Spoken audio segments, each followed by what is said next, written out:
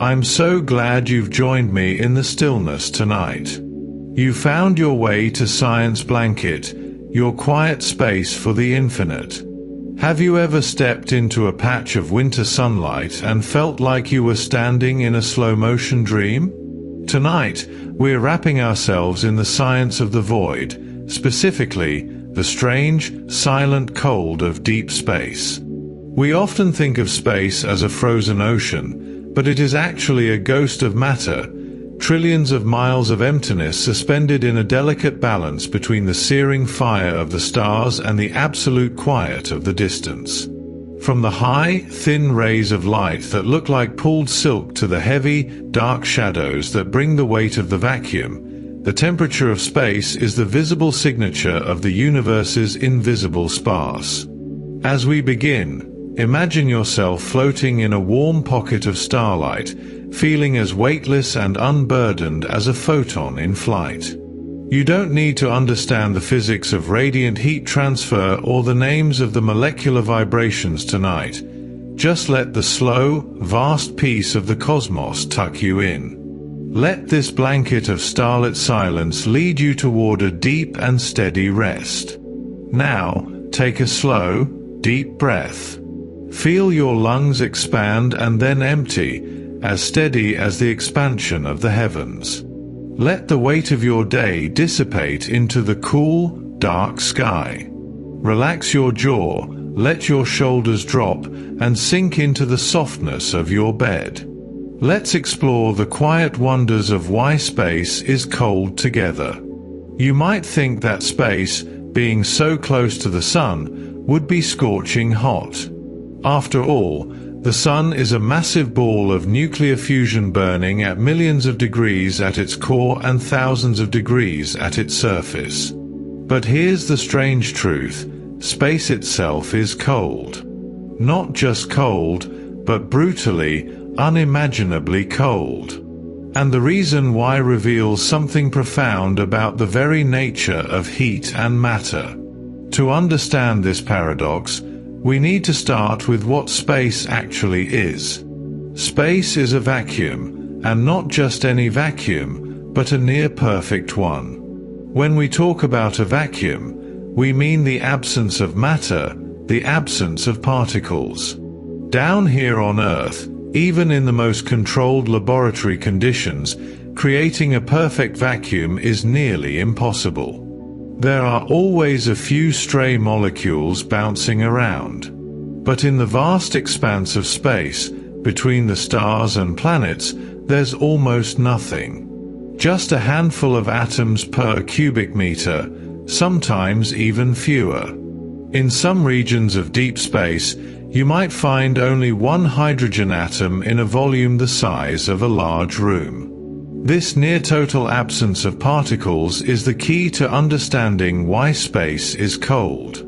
Now, when we talk about temperature, what are we really measuring? Temperature is fundamentally a measure of motion. Specifically, it measures the average kinetic energy of molecules in a substance. When molecules move quickly, vibrating and bouncing off each other with great energy, we perceive that as heat. When they move slowly, we perceive it as cold. The faster the motion, the higher the temperature. But here's the catch: you need molecules for temperature to exist in any meaningful way.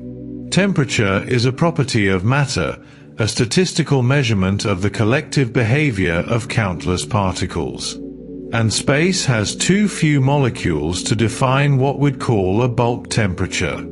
It's like trying to calculate the average height of people in an empty stadium.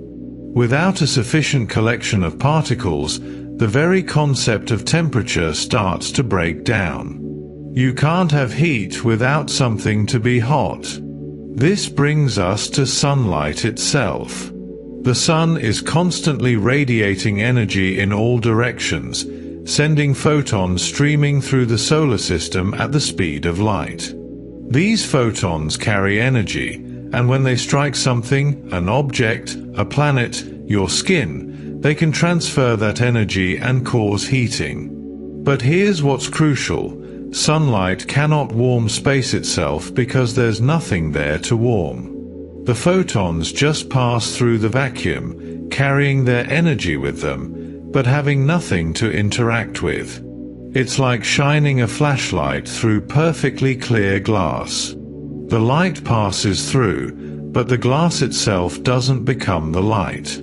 Those photons are traveling, waiting to encounter matter that can absorb them, but until they do, space remains unchanged by their passage. The energy is there, streaming past, but without matter to receive it, that energy cannot manifest as heat. Let's dig deeper into how heat actually moves, because this is where the peculiarity of space becomes even more apparent. There are three ways heat can transfer from one place to another: conduction, convection, and radiation. Conduction is what happens when you touch a hot stove. The fast-moving molecules in the metal collide with the slower-moving molecules in your skin, transferring energy through direct contact. But conduction requires matter, requires physical contact between particles. And space, being a vacuum, has no particles in contact with each other. There's nothing to conduct heat. You could have an object at thousands of degrees floating next to an object at near absolute zero, and as long as they're not touching and not radiating significantly toward each other, the heat simply wouldn't transfer by conduction. The vacuum acts as an absolute barrier to this form of heat transfer. Then there's convection, the process by which heat moves through fluids. This is what happens when you boil water. The hot water at the bottom becomes less dense and rises, while cooler water sinks to take its place, creating a circular current that distributes heat throughout the pot. Convection is how your home heating system works, how weather patterns form, how the ocean circulates. But convection is impossible without a fluid medium, without air or water or some substance that can flow and carry heat with it. Space has no such medium.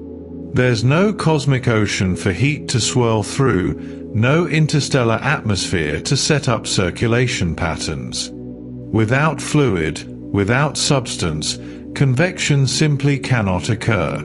The heat has nowhere to flow. This is why space lacks what we might call an atmospheric blanket. Here on Earth, our atmosphere does something remarkable. It traps heat. During the day, the sun warms the ground, and that warmth is conducted into the air above it. The atmosphere holds on to some of that heat, preventing it from immediately escaping back into space.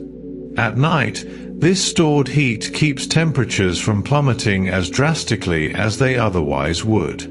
Greenhouse gases like carbon dioxide and water vapor are particularly good at this, absorbing infrared radiation and re-emitting it in all directions, including back toward the surface. It's like wrapping the Earth in a thermal blanket. But space has no such blanket. There's no layer of gas to trap and hold heat, no insulating buffer between the cold void and the warmth of celestial bodies. Any heat that radiates away from an object in space just keeps going, traveling through the emptiness indefinitely unless it happens to strike something else. Because of this vacuum, thermal equilibrium, that comfortable state where everything reaches the same temperature, cannot form in space the way it does in an atmosphere. On Earth, if you have a hot cup of coffee in a room, the heat from the coffee warms the surrounding air, which spreads that warmth through convection until eventually the coffee, the air, and everything in the room reach roughly the same temperature. Equilibrium is achieved. But in space, this equalization process is dramatically different. Objects can only exchange heat through radiation, by emitting infrared photons, and this process is far slower and less efficient than conduction or convection. Two objects floating in space near each other won't naturally come to the same temperature the way they would in an atmosphere. They exist in isolation, each radiating away heat or absorbing radiation independently, but never truly sharing their thermal energy through the medium of surrounding matter because that matter doesn't exist. Here's something that sounds strange but makes perfect sense once you think about it. Hot objects cannot boil space around them. If you took a pot of boiling water and somehow exposed it to the vacuum of space, the water would do something dramatic. It would flash into vapor, not because space is boiling it, but because of the sudden drop in pressure. But the vacuum itself wouldn't heat up. The hot vapor molecules would simply disperse into the emptiness, carrying their heat energy with them as they flew apart in all directions. There's no medium for those molecules to heat up, no surrounding substance to transfer their energy to. The concept of heating space is fundamentally meaningless because space isn't a substance that can hold heat. It's the absence of substance. Meanwhile, photons, those particles of light streaming from the sun and every other light source in the universe, pass through empty space without depositing their heat. They're like couriers carrying packages but finding no one home to deliver to. A photon will travel through the vacuum at light speed, maintaining its energy, until it finally encounters an atom or molecule that can absorb it. Only then does its energy convert into heat, into molecular motion. This is why astronauts in direct sunlight can experience extreme heating on the sun-facing side while the shaded side of their suit remains frigid. The photons striking them transfer energy, but the space around them remains as cold as ever. The vacuum doesn't warm up. It can't. And this leads us to perhaps the most counterintuitive aspect of all. Space behaves like an ultimate thermal insulator.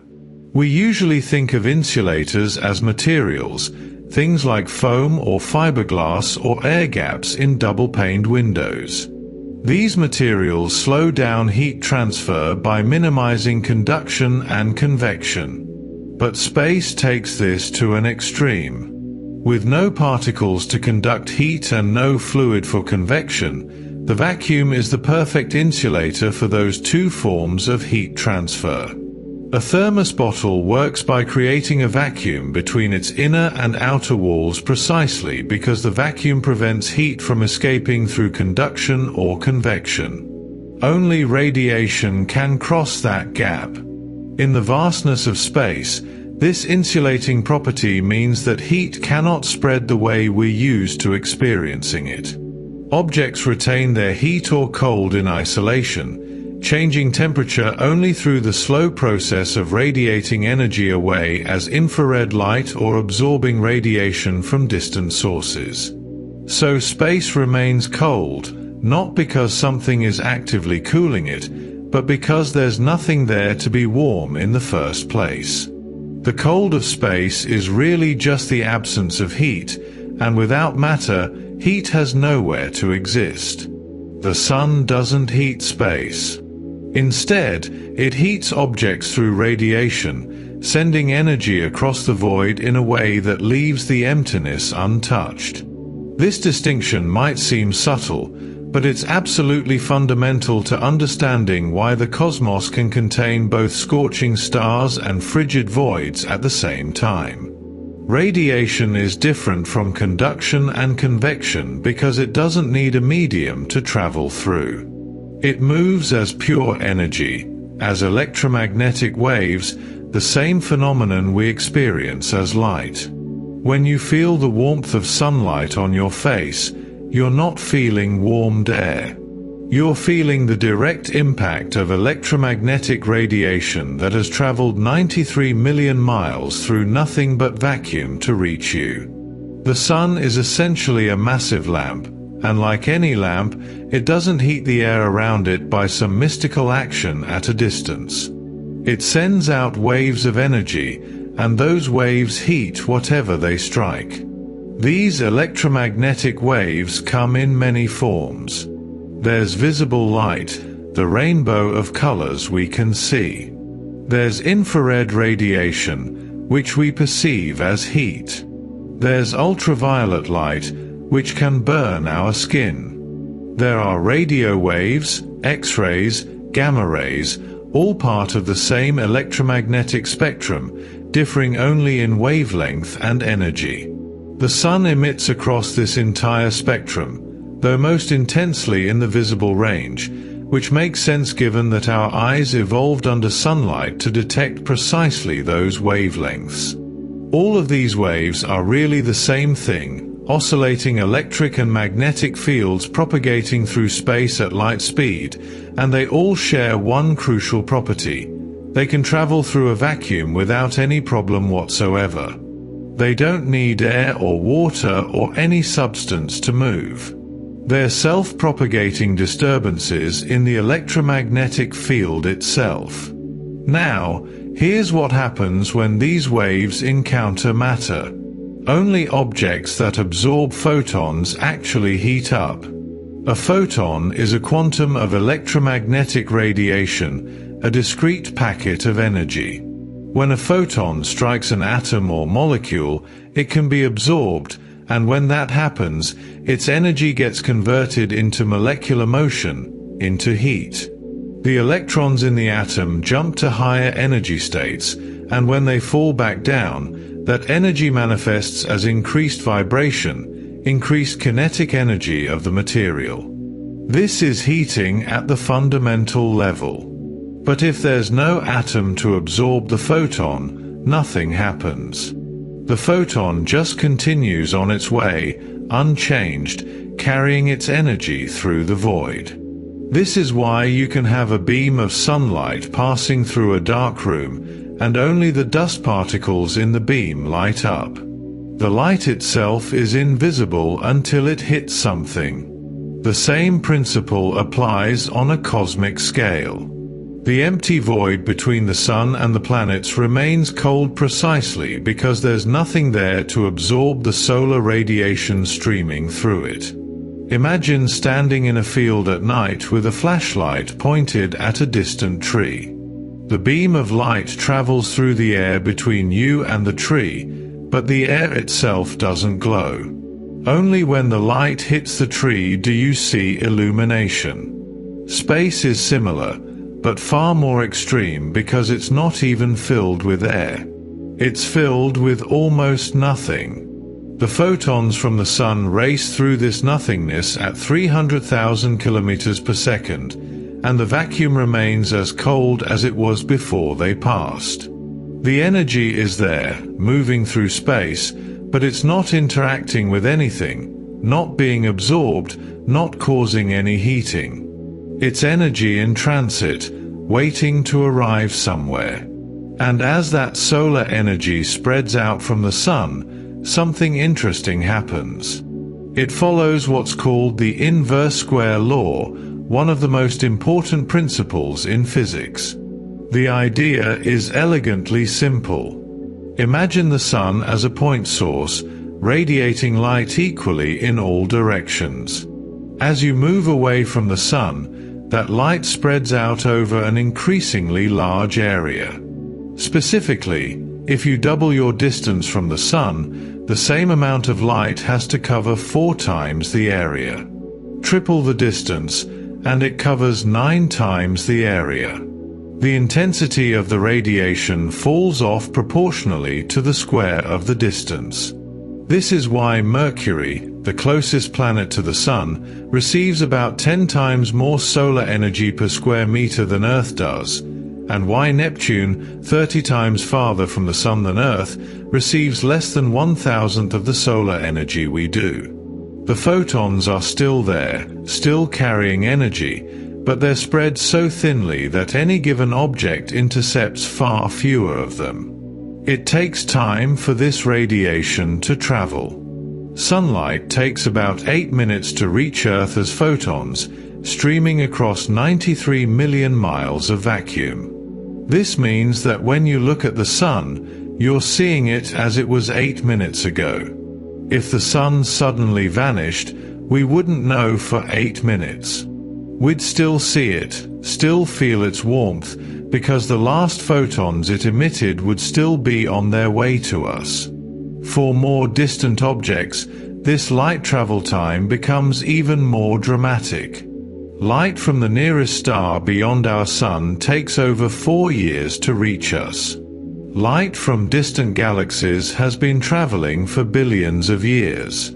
The universe is so vast that we're always looking into the past, seeing everything not as it is, but as it was when the light we're receiving first began its journey. And throughout all that time, throughout all that distance, the photons travel through cold, empty space without warming it. As radiation travels over these astronomical distances, it weakens dramatically, not because the individual photons lose energy, which they don't in a regular vacuum, but because they spread out. The inverse square law means that intensity drops off rapidly with distance. This is why stars appear as mere points of light despite being massive, powerful suns like our own. Their radiation has spread over such an enormous spherical area by the time it reaches us that only a tiny fraction enters our eyes or our telescopes. Even relatively nearby stars are so distant that their light, though carrying enormous total energy, arrives here too diffused to provide meaningful warmth. You could stand in direct starlight all night and feel no heat from those distant suns, even though each one might be outputting more energy than our own sun. The geometry of space itself dilutes the radiation. Meanwhile, the sun's core is a realm of almost unimaginable conditions. Pressures millions of times greater than Earth's atmosphere crush hydrogen atoms together with such force that they fuse into helium, releasing tremendous energy. Temperatures in the core reach about 15 million degrees Celsius. This is where the sun's power originates, in the hearts of these fusion reactions.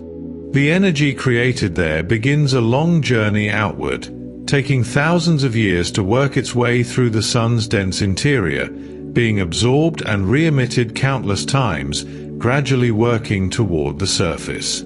By the time it reaches the photosphere, the visible surface of the sun, the temperature has dropped to a relatively cool 5,500 degrees Celsius or so.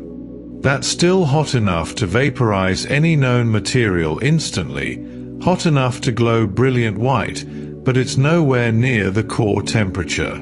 And beyond that surface, in the sun's corona and then in the space surrounding the sun, the temperature effectively becomes undefined because there's not enough matter to measure temperature meaningfully. The sun's core is millions of degrees, yet a few million miles away, the vacuum of space is cold. The sun emits what's called blackbody radiation, and it does so across a spectrum of wavelengths. A blackbody is an idealized object that absorbs all radiation falling on it and emits radiation based solely on its temperature. Real objects approximate this behavior to varying degrees, and the sun is close to a perfect blackbody.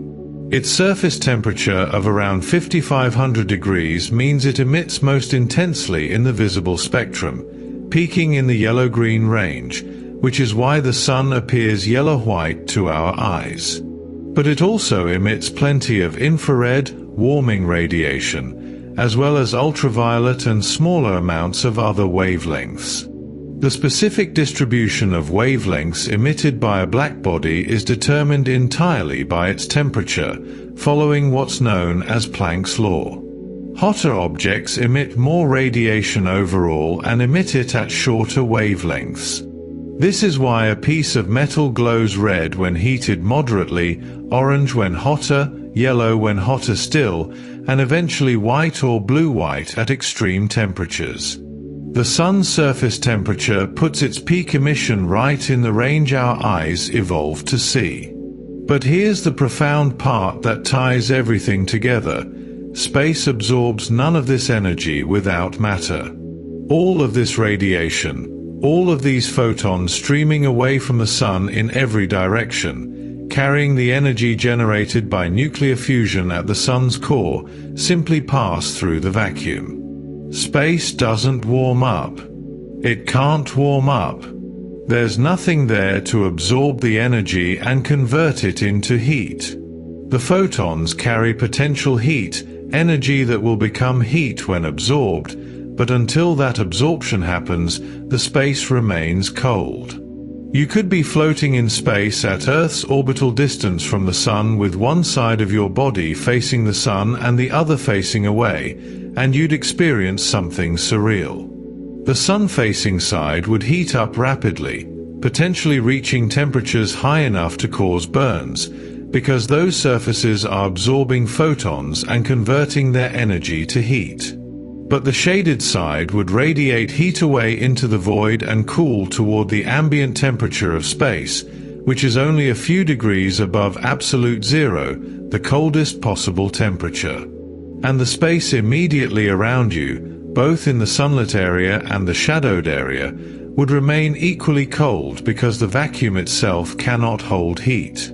The warmth exists only in matter, only in the atoms and molecules that absorb radiation, and without those particles, the concept of warmth simply has no meaning in the endless expanse between the stars.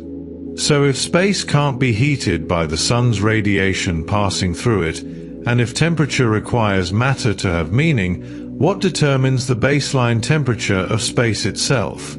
The answer takes us back to the very beginning of the universe.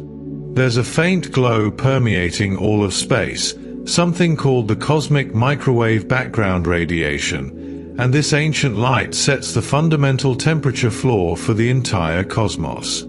It's everywhere, coming from every direction, a nearly uniform bath of radiation that fills the universe. And remarkably, this glow tells us that interstellar space, the vast regions between stars, averages about 2.7 Kelvin. That's 2.7 degrees above absolute zero, the coldest possible temperature where all molecular motion would theoretically cease. In more familiar units, that's roughly minus 270 degrees Celsius, or minus 454 degrees Fahrenheit. It's breathtakingly cold, almost as cold as anything in the universe can possibly get.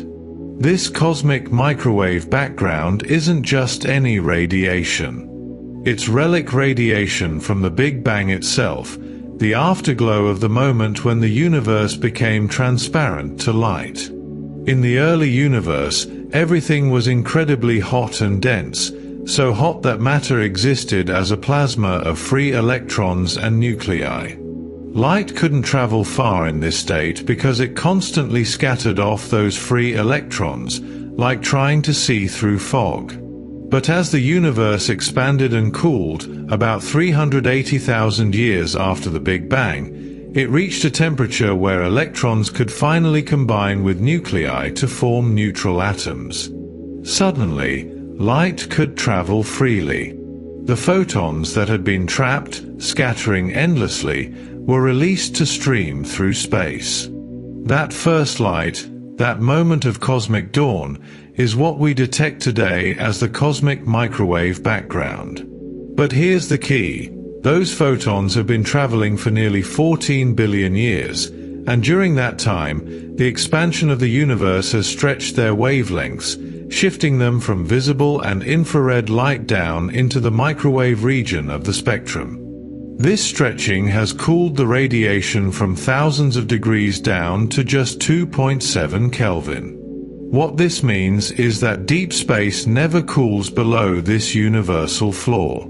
No matter how far you go from any star, no matter how isolated a region of space might be, it's constantly bathed in this ancient radiation. The cosmic microwave background provides a minimum energy input, a baseline level of photons arriving from all directions.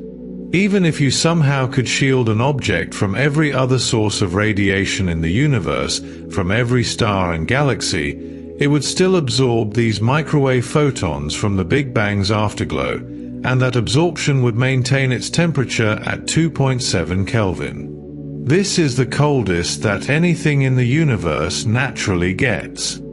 It's the ambient temperature of empty space, the background against which everything else exists.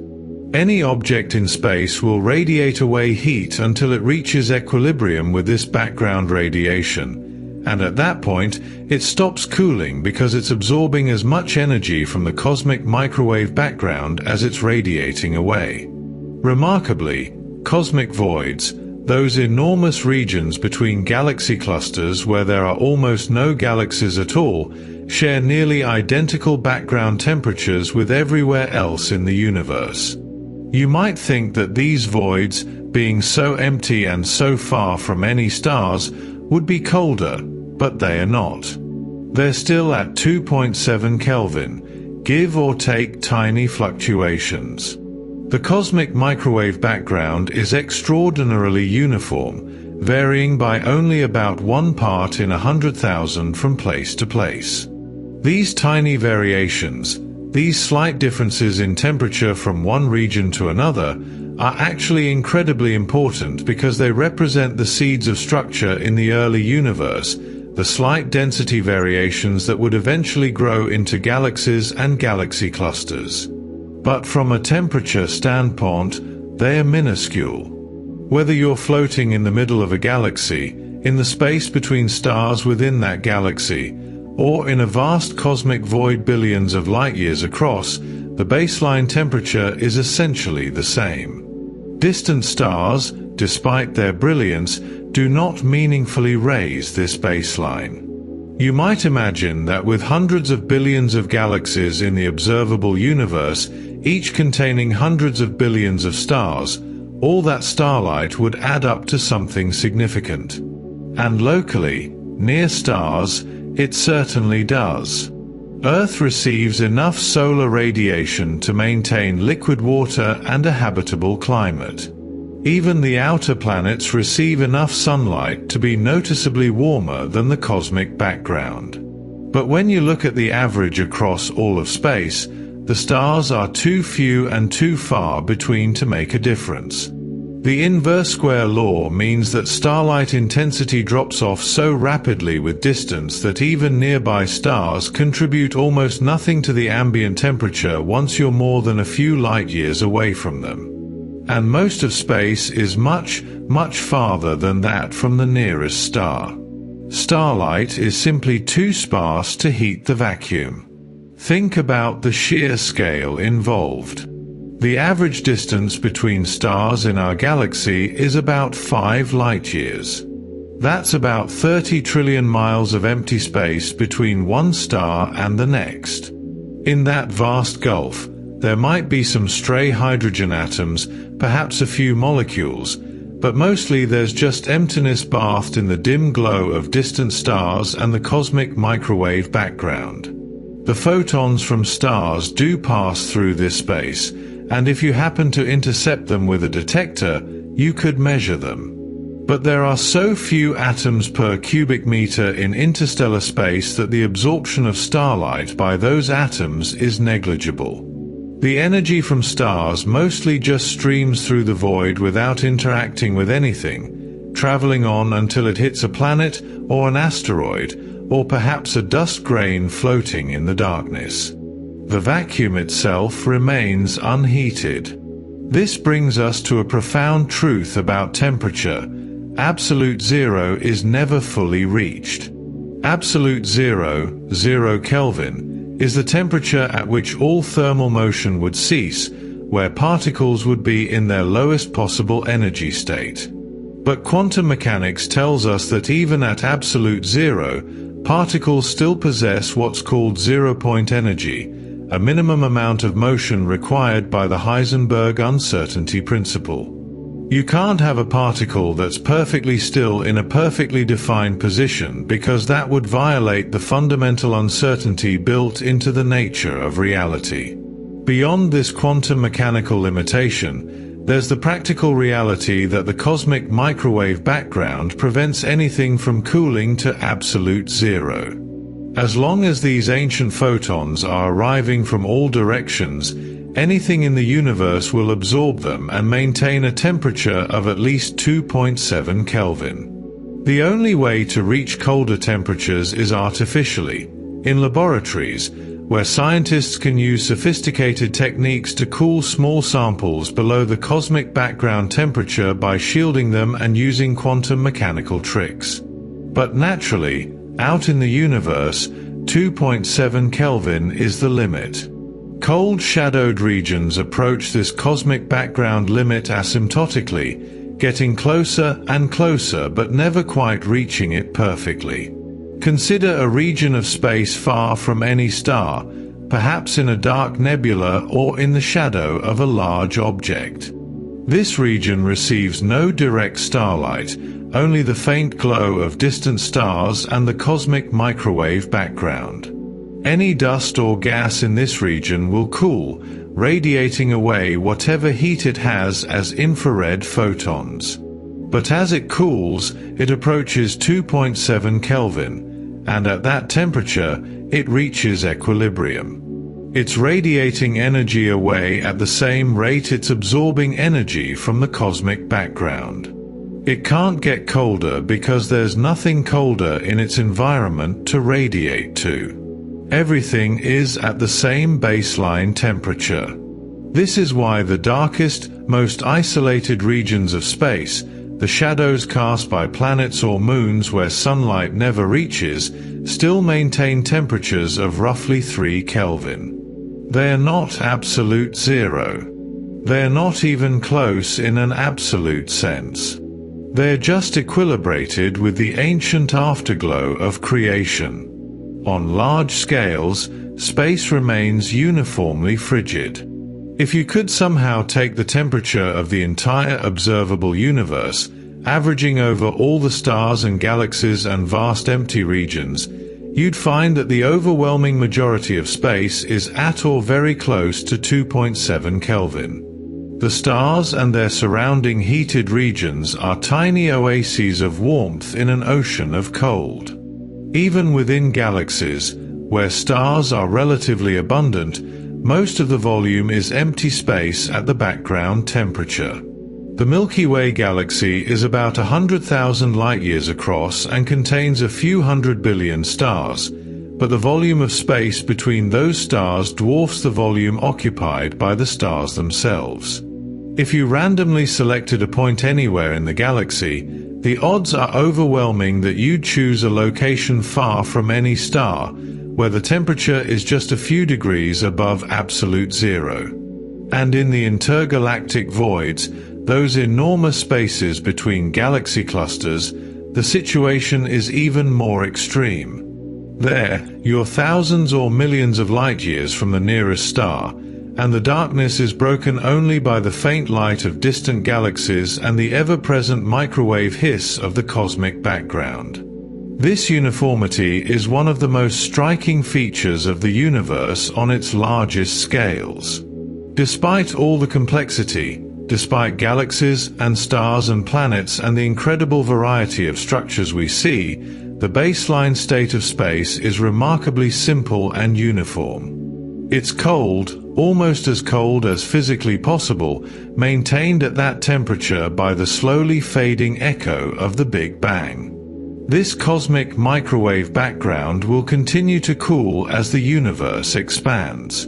In the distant future, trillions of years from now, it will have been stretched and cooled to even longer wavelengths and lower temperatures. Eventually, if current theories are correct, it will approach absolute zero, though never quite reaching it. But for now, for the current epoch of cosmic history, space has a temperature, and that temperature is 2.7 Kelvin, a cold so profound that it's hard for us, living on a warm planet orbiting a hot star, to truly comprehend. Yet it's the natural state of the universe, the background against which all warmth exists as a temporary exception.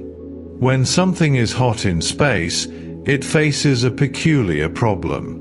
Without air or any surrounding matter, it can't lose heat through conduction or convection. Instead, heat loss in space occurs mainly through radiation, the same process by which the sun sends energy across the void.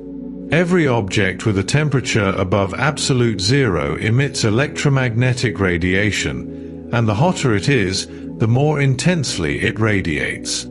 This radiation carries energy away, and as that energy leaves, the object cools. It's a silent, invisible process, but it's constantly happening to everything in the universe. Your body radiates infrared energy right now. The Earth radiates energy into space.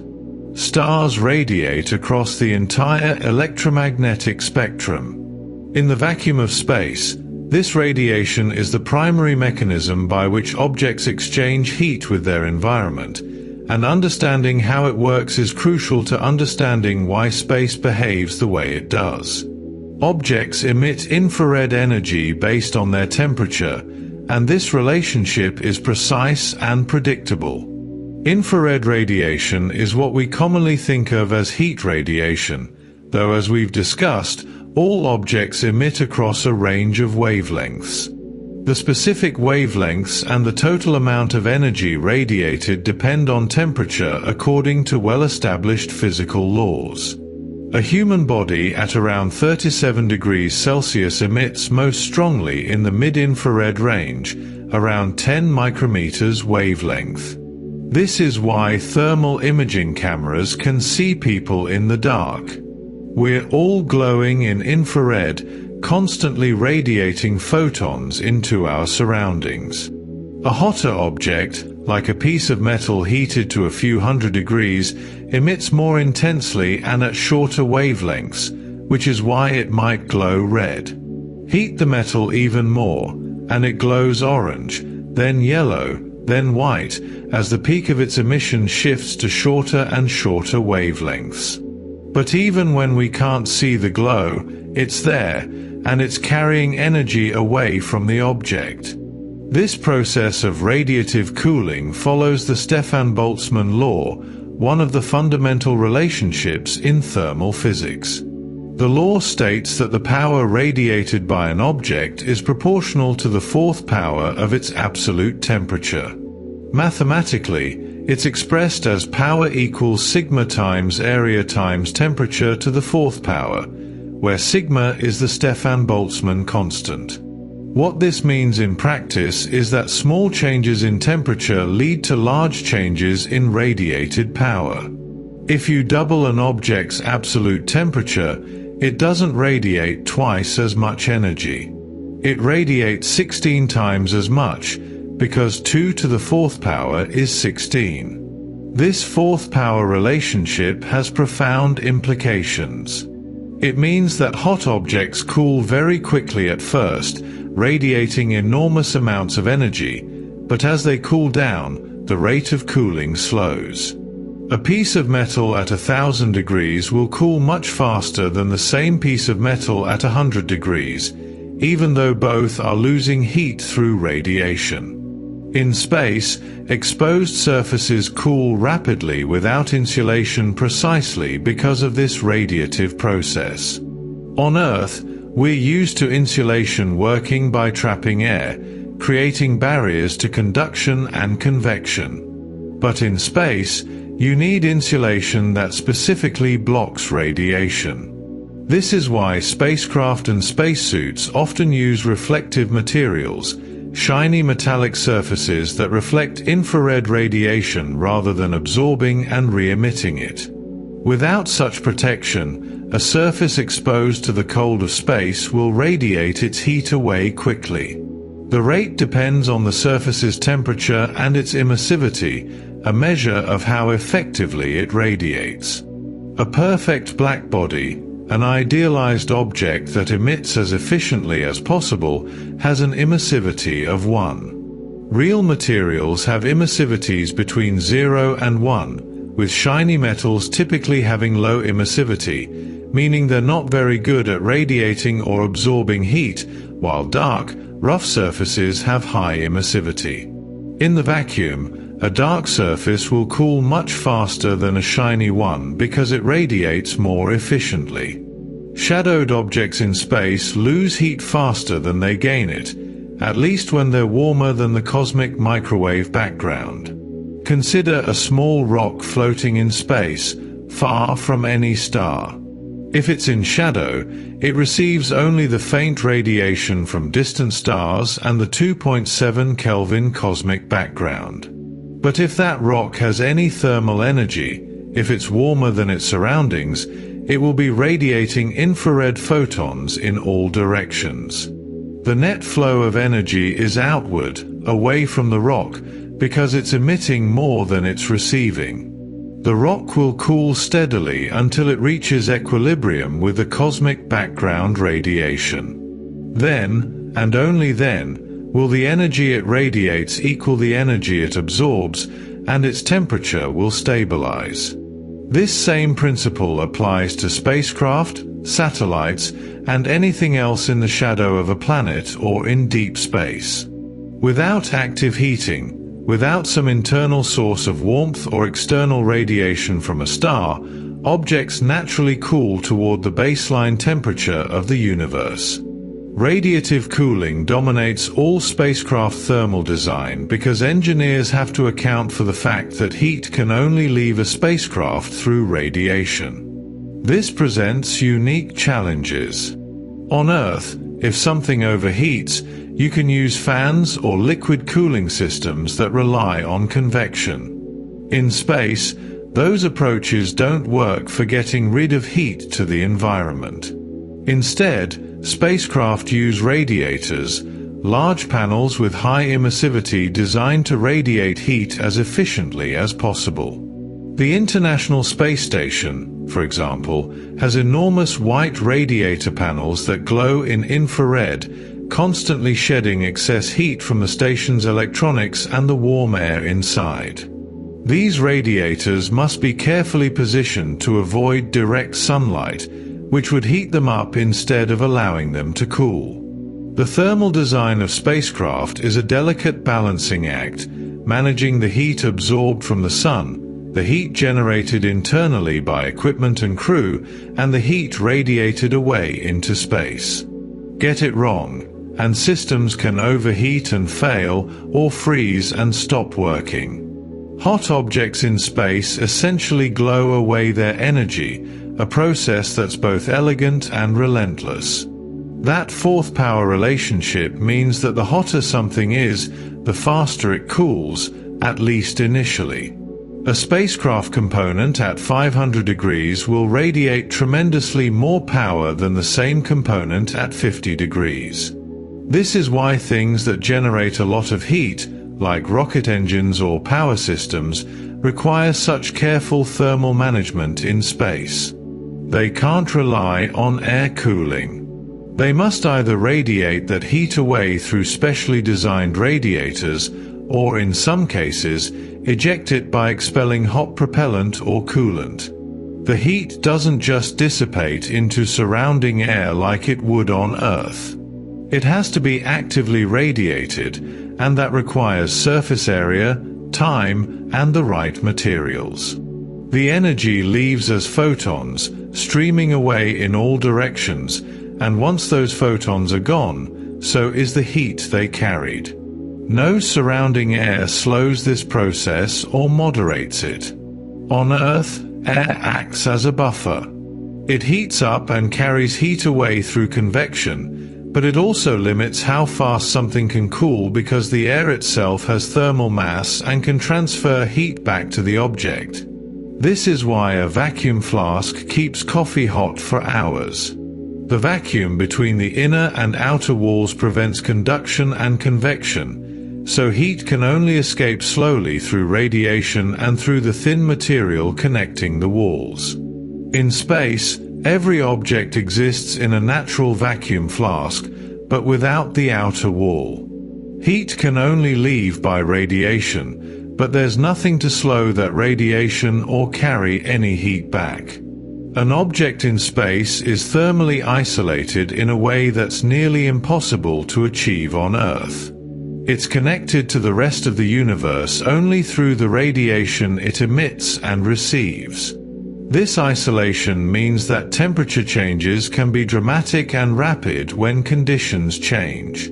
Cooling actually accelerates as temperature rises because of that fourth power law we discussed. When an object is very hot, each degree of temperature represents a massive increase in radiated power. A spacecraft component at 1000 Kelvin radiates 16 times more power than it would at 500 Kelvin, and 256 times more than it would at 250 Kelvin. This means that overheating objects in space tend to shed their excess heat quickly at first, with the cooling rate slowing as they approach equilibrium with their environment. This can be both helpful and problematic. It's helpful because it means that brief overheating events may not be catastrophic, as the object will naturally cool rapidly once the heat source is removed. But it's problematic because it means thermal control systems must be designed to handle peak loads, and there's little buffering from the environment. Temperature changes are sharp and immediate. The vacuum favors extreme thermal swings because there's no thermal mass in the environment to moderate changes. On Earth, the atmosphere and oceans store enormous amounts of heat, creating climate stability. Day-to-night temperature variations are moderated by the air, which heats during the day and releases that heat slowly at night. Water is even more effective at storing heat, which is why coastal areas have milder climates than inland regions. But in space, there's no such buffer.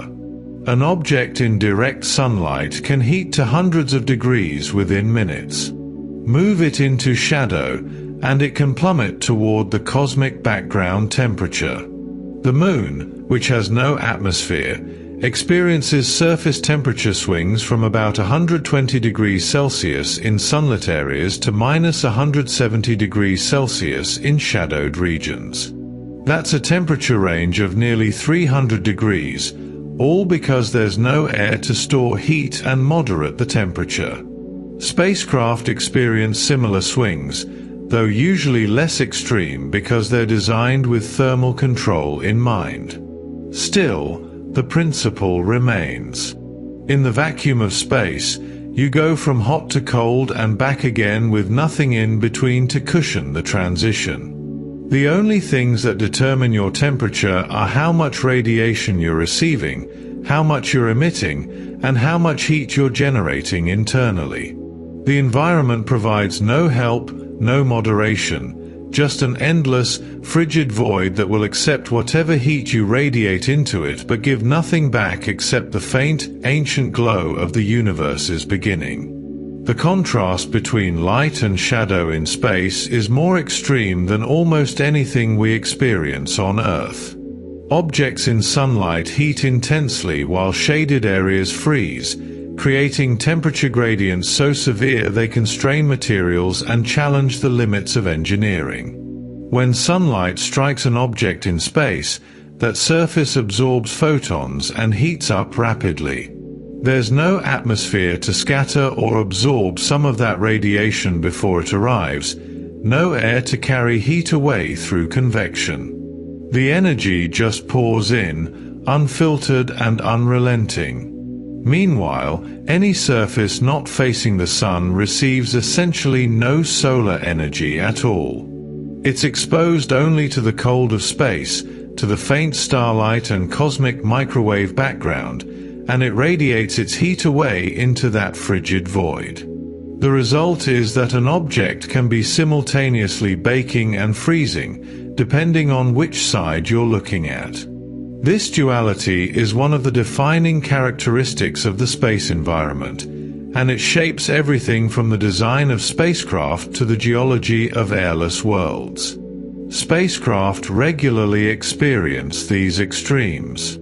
In direct sunlight, surfaces can exceed 120 degrees Celsius, hot enough to boil water if there were any water present, hot enough to make many materials uncomfortable or even damaged.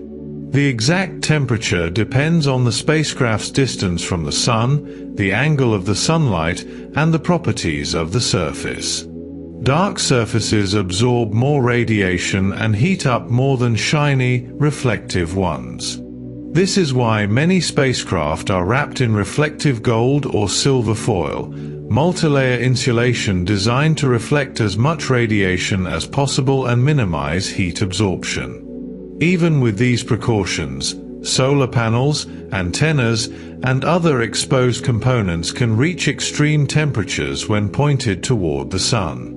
Engineers must account for this, choosing materials that can withstand the heat, designing joints and connections that won't fail as materials expand, and ensuring that sensitive electronics are shielded or insulated from the worst of the heating. At the same time, shadowed sides of spacecraft can plunge below -100 degrees Celsius.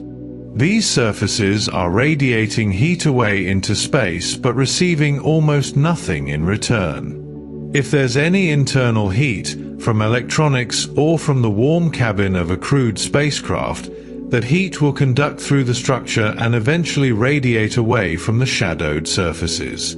But without sunlight, without any external heat source, temperatures drop rapidly. This creates a thermal challenge. One side of a spacecraft might be roasting while the other side is freezing, and the structure between them has to handle this gradient without cracking, warping, or failing. Materials expand when heated and contract when cooled, and if different parts of a structure are at vastly different temperatures, those expansions and contractions can create stress. This is why spacecraft often slowly rotate, tumbling or using controlled rotation to distribute solar heating more evenly. By turning, they avoid having one side perpetually in sunlight and the other perpetually in shadow, which helps moderate the temperature extremes. These principles play out dramatically on bodies without atmospheres. Mercury, the closest planet to the Sun, is perhaps the most extreme example in our solar system. Mercury's day side reaches temperatures that are almost incomprehensible. At its hottest, near the equator when Mercury is at its closest approach to the Sun, surface temperatures can reach about 430 degrees Celsius. That's hot enough to melt lead, hot enough to make the ground itself glow faintly in the dark. The sunlight on Mercury is about 11 times more intense than it is on Earth because Mercury is so much closer to the Sun, and with no atmosphere to block or scatter that radiation, it all reaches the surface directly. The rocks and dust absorb this energy, and their temperature soars. If you could stand on Mercury's surface at noon, you'd be incinerated almost instantly, not by flames, because there's no oxygen to burn, but by the sheer radiative heat from the Sun and from the glowing ground beneath your feet. But Mercury's night side tells a completely different story. As Mercury rotates, carrying any given point on its surface from day into night, that surface begins to radiate away the heat it absorbed. With no atmosphere to trap and retain any of that warmth, the temperature plummets. Mercury's night side radiates heat away rapidly, and within hours, the same surface that was scorching in daylight drops to around -180 degrees Celsius. That's a temperature swing of more than 600 degrees from day to night, among the most extreme in the solar system. The rocks that were hot enough to glow are now cold enough to make carbon dioxide freeze solid if there were any carbon dioxide present. This happens because Mercury rotates slowly, taking 59 Earth days to complete one rotation, which gives plenty of time for both heating and cooling to reach their extremes. And with no air to moderate the temperature, to store heat and release it gradually, the swings are limited only by how much energy the surface can absorb and how quickly it can radiate that energy away. The Moon, our closest celestial neighbor, experiences similar violence in its temperature variations. The Moon experiences violent day-night temperature swings because it, too, lacks an atmosphere and rotates slowly. A lunar day lasts about 29.5 Earth days, which means 2 weeks of continuous sunlight followed by 2 weeks of continuous darkness at any given spot on the equator. During those 2 weeks of daylight, the surface bakes under the unfiltered glare of the sun. Lunar equatorial days exceed boiling water temperatures, reaching up to about 127 degrees Celsius in some locations. The lunar regolith, that layer of fine dust and shattered rock covering the Moon's surface, absorbs solar radiation and heats up. There's no wind to disturb it, no water to evaporate and carry heat away, nothing but radiation in and radiation out. The surface temperature rises until the energy being radiated away equals the energy being absorbed from the sun, and at that equilibrium point, in full sunlight, the temperature is well above the boiling point of water. Then the sun sets, and for the next 2 weeks, the surface is in darkness. Lunar nights plunge toward deep freeze, with temperatures dropping to around -173 degrees Celsius or even lower in permanently shadowed craters near the poles. The rocks and dust that were baking hours before now radiate their heat into the blackness, and with nothing to replace that heat, the temperature falls precipitously. The rate of cooling slows as the temperature drops, following that fourth power radiation law, but over the course of a 2-week night, there's plenty of time for the surface to cool nearly to the cosmic background temperature. The contrast is so extreme that astronauts on the Apollo missions had to carefully manage their activities to avoid the worst of the heat and cold. Their spacesuits were designed with multiple layers of insulation and reflective materials to protect them from both extremes, and even so, the suit's cooling and heating systems had to work hard to maintain a survivable internal temperature. Asteroids, those rocky remnants from the solar system's formation, show this same pattern wherever they orbit. Asteroids show scorching sunlit faces, heated by whatever intensity of sunlight reaches them at their orbital distance. A near-Earth asteroid might have a sunlit surface temperature similar to the Moon's, while an asteroid in the outer solar system, beyond the orbit of Mars, might only reach temperatures of a few dozen degrees above absolute zero even in direct sunlight because the sun's radiation is so much weaker there. But regardless of their distance from the sun, asteroids in shadow cool dramatically. Their irregular shapes mean that shadows are complex, with some areas perpetually in darkness because they're blocked by the asteroid's own topography, tucked into craters or hidden behind boulders and ridges. These shadowed regions radiate away whatever residual heat they might have and cool toward the background temperature of space. In the most extreme cases, shadows in space can approach near absolute zero conditions. Consider a deep crater at the Moon's south pole, a place where the sun never shines because of the Moon's slight axial tilt and the crater's depth. These permanently shadowed regions, which exist on the Moon, on Mercury, and potentially on other airless bodies, are among the coldest places in the solar system. Without ever receiving direct sunlight, they can only absorb the faint reflected light from nearby illuminated surfaces and the cosmic microwave background radiation.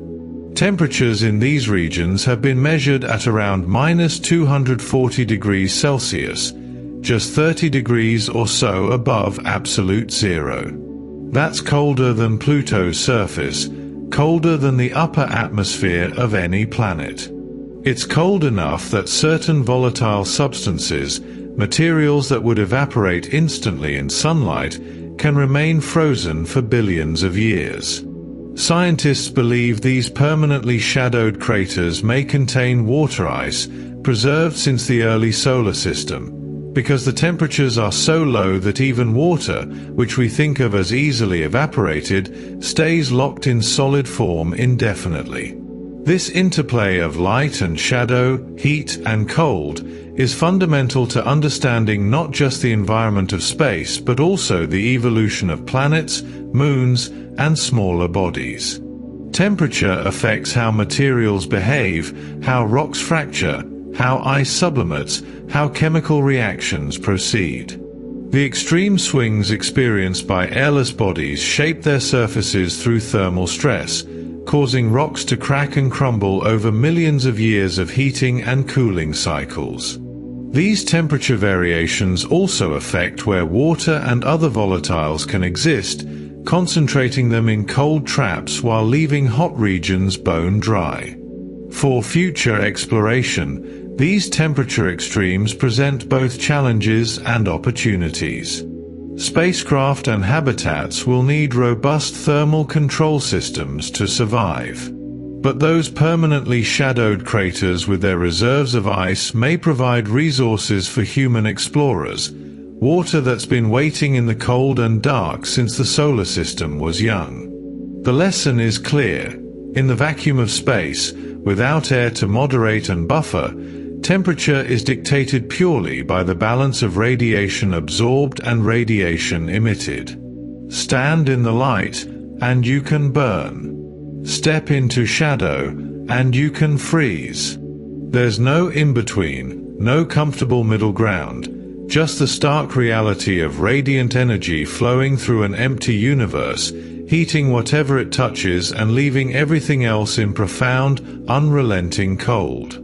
Living and working in space means constantly battling these temperature extremes, and the challenge becomes even more acute when you're in orbit. Satellites in orbit cycle between heat and cold rapidly because they're moving, circling the Earth or another body at high speed, which means they're constantly passing in and out of sunlight. A satellite in low Earth orbit circles the planet roughly every 90 minutes. During part of that orbit, it's in full sunlight, exposed to the sun's intense radiation with no atmosphere to filter or weaken it. Then, as it passes into Earth's shadow, the sun disappears and the satellite is plunged into darkness, exposed only to the cold of space and perhaps some faint reflected light from Earth. This cycle repeats 16 times a day, every day, year after year. Each time the satellite enters sunlight, its surfaces begin to heat up. Each time it enters shadow, those surfaces begin to cool. The rapidity of these cycles means there's barely time for temperatures to stabilize before conditions change again. The International Space Station experiences these same swings, cycling between extremes every orbit as it circles Earth at an altitude of about 400 kilometers. The station is a massive structure, about the size of a football field including its solar arrays, and different parts of it face different directions at any given time. The side facing the sun can heat to over 120 degrees Celsius, while the side facing away, looking into the darkness of space, can drop below -100 degrees. Every 45 minutes, the station passes into Earth's shadow and the heating from the sun stops.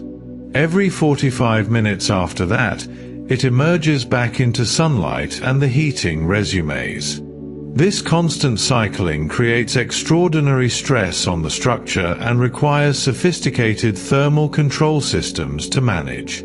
The station uses a combination of techniques: radiators to dump excess heat, heaters to warm critical systems when they get too cold, insulation to protect sensitive components, and careful orientation control to manage which surfaces are exposed to the sun at any given time. For astronauts working outside the station during spacewalks, the challenge is even more personal. Astronaut suits must manage simultaneous overheating and freezing because the human body generates heat, quite a lot of it actually, through metabolism. Even at rest, a person produces about 100 watts of heat, and during physical exertion, which is exactly what spacewalks involve, that can increase to several hundred watts. In the vacuum of space, That heat has nowhere to go except through radiation, and the suit itself acts as an insulator, trapping heat. So even while the external environment is freezing, an astronaut can easily overheat from their own body heat. At the same time, any part of the suit facing away from the sun is radiating heat into space and trying to cool down. The result is that astronauts can be uncomfortably hot and at risk of overheating even while parts of their suit are exposed to temperatures far below freezing. Modern spacesuits address this with a liquid cooling garment, essentially underwear with tubes running through it carrying chilled water that flows across the astronaut's skin to carry away excess heat. That heat is then transported to radiators or, in some cases, allowed to evaporate water into space as a cooling mechanism. Thermal blankets, multilayer insulation, protect spacecraft and suits against this radiation imbalance. These blankets are made of multiple thin layers of reflective material, often aluminized mylar or kapton, separated by thin spacers. The layers reflect infrared radiation rather than absorbing it, which minimizes heat transfer in both directions. In effect, they create a series of radiation barriers. Heat trying to escape from inside the spacecraft by radiation gets reflected back in. Heat trying to enter from outside gets reflected back out. The vacuum gaps between layers prevent any conduction or convection, so the only heat transfer is through radiation, and the reflective surfaces minimize even that. These blankets are why spacecraft often have that distinctive gold or silver wrapping. It's not decorative, it's essential thermal protection. Without it, the temperature swings would be far more severe, potentially damaging equipment and making it impossible to maintain the stable temperatures needed for electronics and human habitation. But insulation alone isn't enough because spacecraft generate their own heat. Electronics produce heat as a byproduct of their operation. Lights, computers, communication systems, life support equipment, they all convert electrical energy into heat. Humans produce heat through metabolism. All of this heat has to go somewhere, and in space, that means it must be radiated away. Radiators dump excess heat into space by providing large surface areas with high emissivity that radiate infrared photons efficiently. The International Space Station's radiators are massive panels that extend from the station's truss structure, positioned to avoid direct sunlight as much as possible. They're connected to the station's internal cooling loops, which circulate ammonia through the station's modules, absorbing heat from the air and equipment inside. That heated ammonia is then pumped out to the radiators, where it flows through tubes, radiating its heat into space and cooling down before being circulated back inside to absorb more heat. It's a continuous cycle, essential for keeping the station habitable. Every spacecraft must reject this internal electronics heat somehow. Even unmanned probes far from Earth face this challenge. The Voyager spacecraft, now billions of miles from the Sun in interstellar space, still generate heat from their radioactive power sources, and they still need to radiate that heat away to prevent their electronics from overheating. Closer to the Sun, the challenge is more acute. Mars rovers have to manage the heat from their nuclear batteries while also dealing with Martian day-night temperature swings. The James Webb Space Telescope has to keep its instruments at incredibly cold temperatures, just a few dozen degrees above absolute zero, to prevent its own infrared emissions from overwhelming the faint infrared signals from distant galaxies it's trying to observe. It does this with an enormous sun shield, a multilayer structure the size of a tennis court that blocks radiation from the Sun, Earth, and Moon, allowing the telescope to radiate its heat away into the cold of deep space while keeping its instruments perpetually in shadow. The consequences of thermal control failure can be catastrophic. Failure of thermal systems leads to rapid overheating because, without a way to dump heat, the continuous heat generation from electronics and other sources causes temperatures to rise quickly. In the vacuum of space, there's no convective cooling, no air movement to carry heat away. The heat just accumulates. Electronics have maximum operating temperatures, and exceeding those temperatures can cause components to fail, batteries to rupture, and systems to shut down. Even before catastrophic failure, overheating can degrade performance, introduce errors, and shorten the operational lifetime of equipment.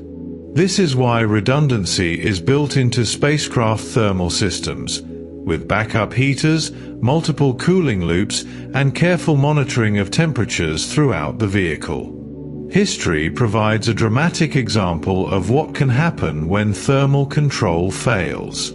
Skylab, America's first space station launched in 1973, overheated due to damaged cooling systems shortly after reaching orbit.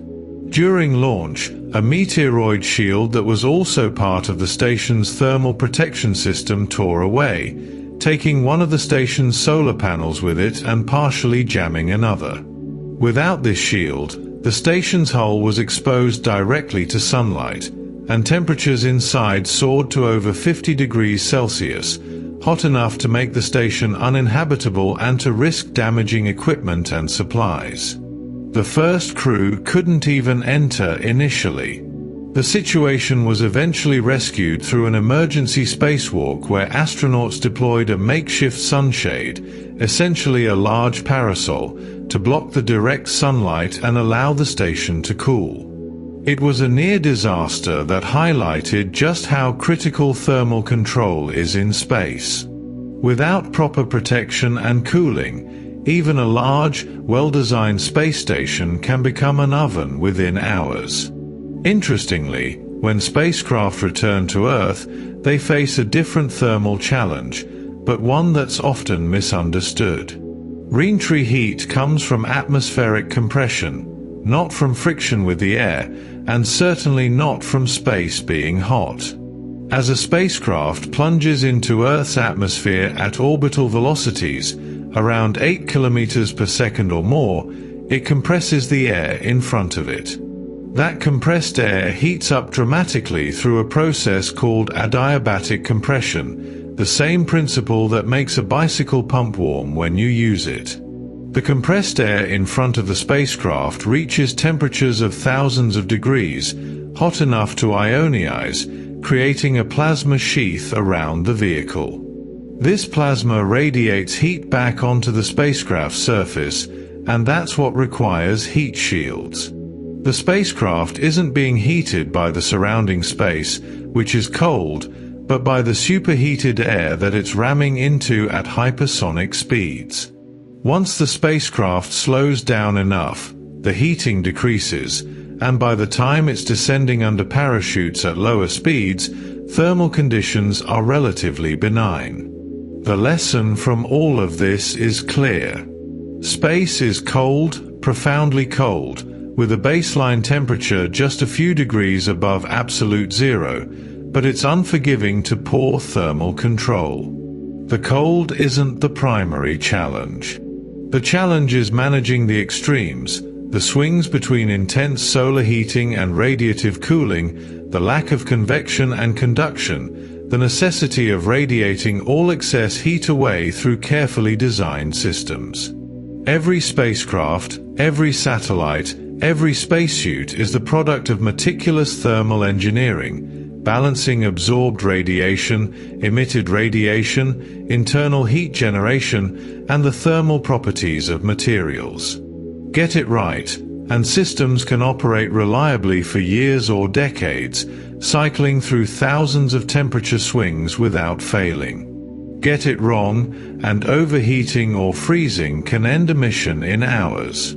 The vacuum of space is thermally isolating in a way that's hard to comprehend from our experience on Earth, where air is always there to help moderate temperatures. In space, you're on your own, relying entirely on radiation to exchange heat with the universe, and that demands respect, careful planning, and robust engineering. The cold of space isn't actively hostile, it's simply indifferent, a baseline state that will absorb whatever heat you radiate but give almost nothing back except the ancient, fading echo of the Big Bang. Managing that reality is one of the fundamental challenges of operating in the space environment. For spacecraft venturing into the outer reaches of the solar system and beyond, the challenge shifts. Out there, the sun is just another star, distant and dim, providing almost no warmth. Deep space probes rely on internal heat sources because solar panels become ineffective and the ambient temperature approaches the cosmic background. Beyond the orbit of Mars, sunlight intensity drops off dramatically. By the time you reach Jupiter, the sun provides only about 4% of the light and heat it gives us here at Earth. At Saturn, it's less than 1%. At Neptune, a mere 1/10%. Trying to harvest enough solar energy to power a spacecraft at these distances is difficult, and using solar heating to stay warm becomes impossible. The spacecraft would simply freeze without some internal source of heat. This is why most deep space missions, those heading to the outer planets or beyond, use nuclear power rather than solar panels. Radioisotope thermoelectric generators, commonly called RTGs, provide steady warmth along with electrical power. These devices contain radioactive plutonium, specifically plutonium-238, which decays naturally, releasing heat as alpha particles interact with surrounding material. This heat is continuous and predictable, declining slowly over decades as the plutonium decays with a half-life of about 88 years. Thermocouples, devices that convert temperature differences directly into electricity, surround the heat source. One side of the thermocouple is kept hot by the decaying plutonium, while the other side radiates heat into space and stays cooler.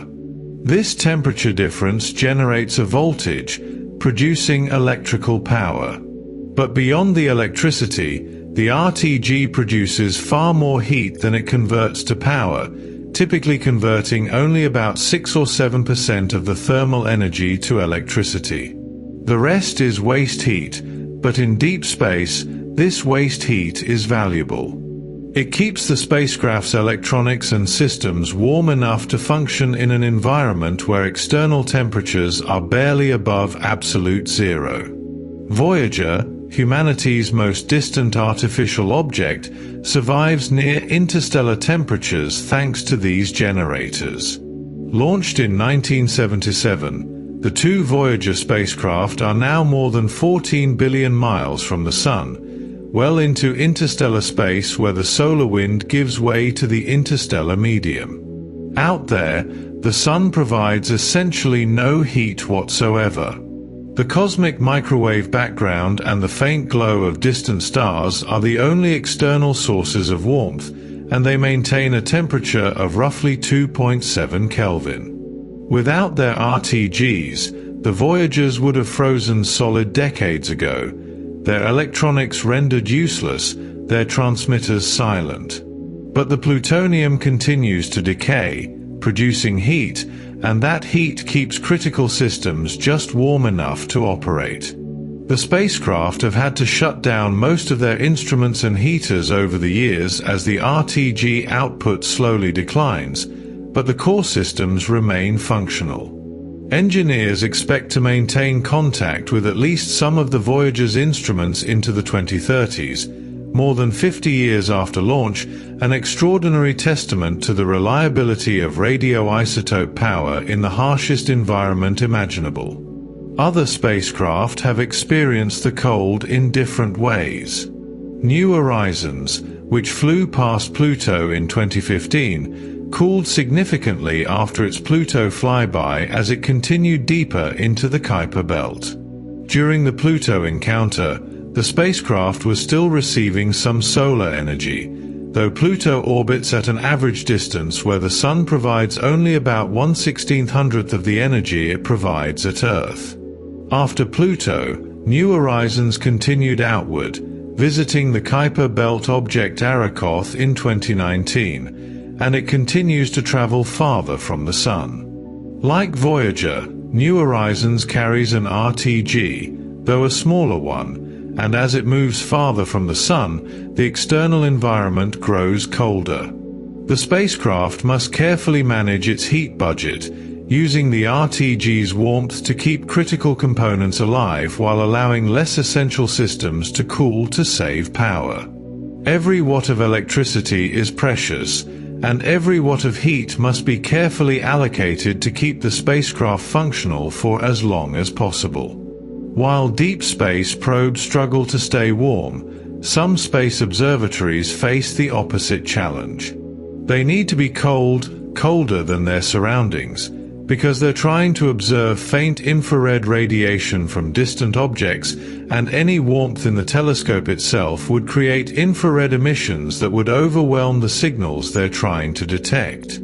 The James Webb Space Telescope, for instance, operates in a regime where managing temperature is absolutely critical. James Webb's sunshield blocks nearly all solar heat, allowing the telescope to cool passively by radiating into space. This sunshield is enormous, about the size of a tennis court, and consists of 5 separate layers of thin, reflective material. Each layer is slightly separated from the others, creating a series of radiation barriers. The sunshield is always positioned between the telescope and the Sun, Earth, and Moon, blocking their radiation. The sun-facing side of the sunshield heats to about 85 degrees Celsius in the intense, unfiltered sunlight. But by the time you reach the 5th layer, the side facing the telescope, the temperature has dropped to around -233 degrees Celsius. This creates a temperature difference of over 300 degrees across the thickness of the sunshield, an astounding gradient achieved purely through radiation physics. Protected by this shield, Webb's mirrors and instruments operate near 40 Kelvin, just 40 degrees above absolute zero.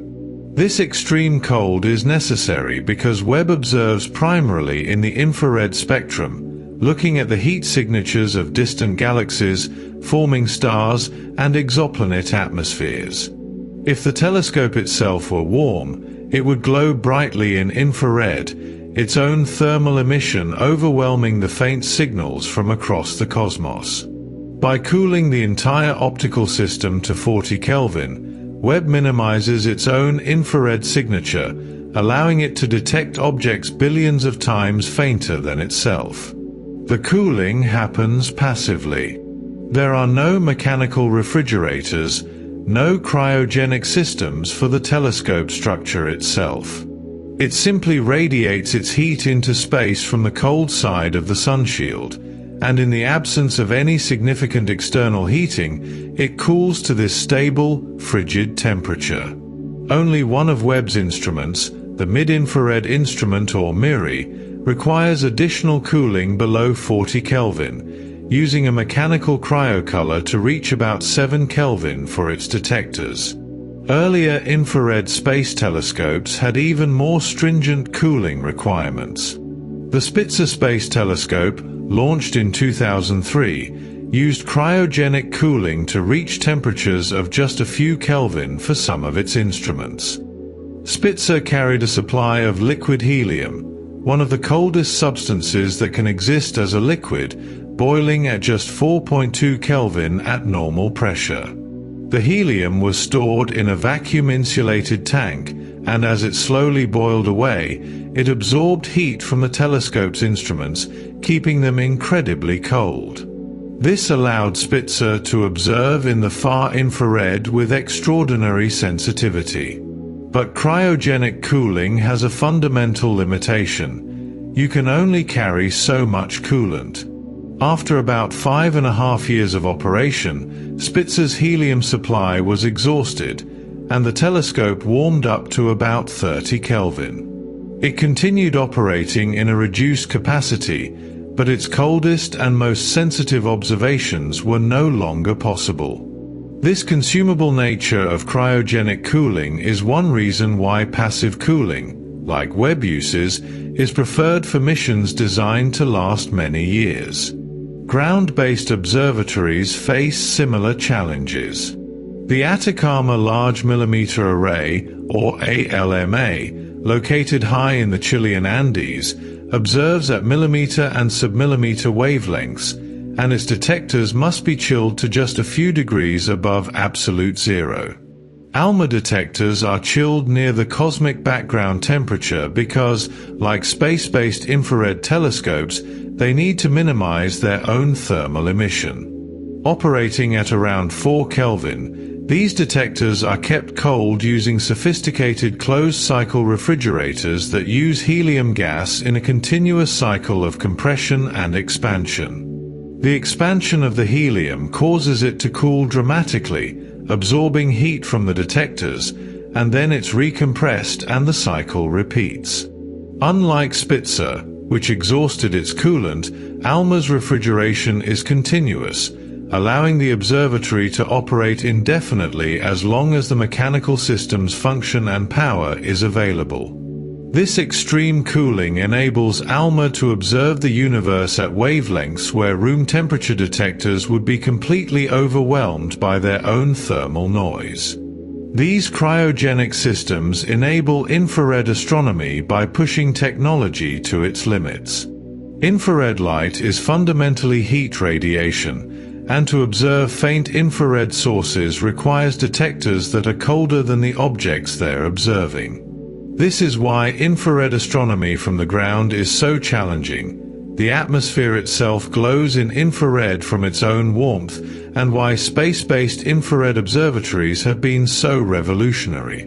By getting above the atmosphere and cooling their instruments to near absolute zero, these telescopes can observe a universe invisible to our eyes, seeing through dust clouds that block visible light, detecting the heat from forming planets, observing the earliest galaxies whose light has been stretched into the infrared by the expansion of the universe. But achieving these temperatures in space requires careful design. It's not enough to simply be in space, where it's cold. You have to actively reject any heat that might warm your instruments. This is why space observatories must isolate themselves from solar radiation so carefully. Even a tiny amount of sunlight, a few watts of radiant power, can warm a spacecraft significantly over time because, in the vacuum, that heat has nowhere to go except through radiation, which is a slow process for cold objects.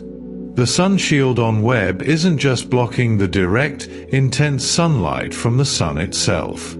It's also blocking reflected light from Earth and the Moon, and even scattered light from within the solar system, the zodiacal light caused by dust particles reflecting sunlight. Every source of radiant energy must be accounted for and either blocked or minimized. This is why Webb orbits the Sun at the L2 Lagrange point, about 1 million miles from Earth on the side away from the Sun. From this position, the Sun, Earth, and Moon are always in roughly the same direction, allowing the sun shield to block all three simultaneously. The spacecraft never has to turn in a way that would expose its cold side to solar heating. The engineering required to achieve and maintain these extreme temperatures is among the most sophisticated in all of space technology. Materials must be chosen that don't outgas or contaminate optical surfaces when cooled to near absolute zero. Structures must be designed to handle the thermal contraction as metals and composites shrink in the extreme cold. Joints and mechanisms must function reliably at temperatures where many materials become brittle. Electronics that must operate at these temperatures require special design, as semiconductors behave differently in extreme cold. And all of this must work reliably for years or decades with no possibility of repair or maintenance. The cold of space, that baseline 2.7 Kelvin temperature set by the cosmic microwave background, is both a challenge and an opportunity. For probes traveling to the outer solar system, it's a hostile environment that must be countered with internal heat sources. For infrared observatories, it's a resource, a natural cold environment that allows passive cooling to temperatures that would be difficult and expensive to achieve on Earth. In both cases, the vacuum and the cold demand careful thermal engineering, thoughtful design, and deep respect for the unforgiving nature of the space environment, where heat flows only through radiation and where temperatures are determined purely by the balance of absorbed and emitted photons streaming through the cosmic void. The presence or absence of an atmosphere fundamentally determines how a planet or moon manages heat. Planets retain heat only with atmospheres or internal sources because, as we've discussed, the vacuum of space provides no insulation and no way to trap warmth. An atmosphere changes everything. It acts as a blanket, absorbing some of the heat radiated from a planet's surface and preventing it from immediately escaping into space. The thicker and more complex the atmosphere, the more effective it is at trapping heat.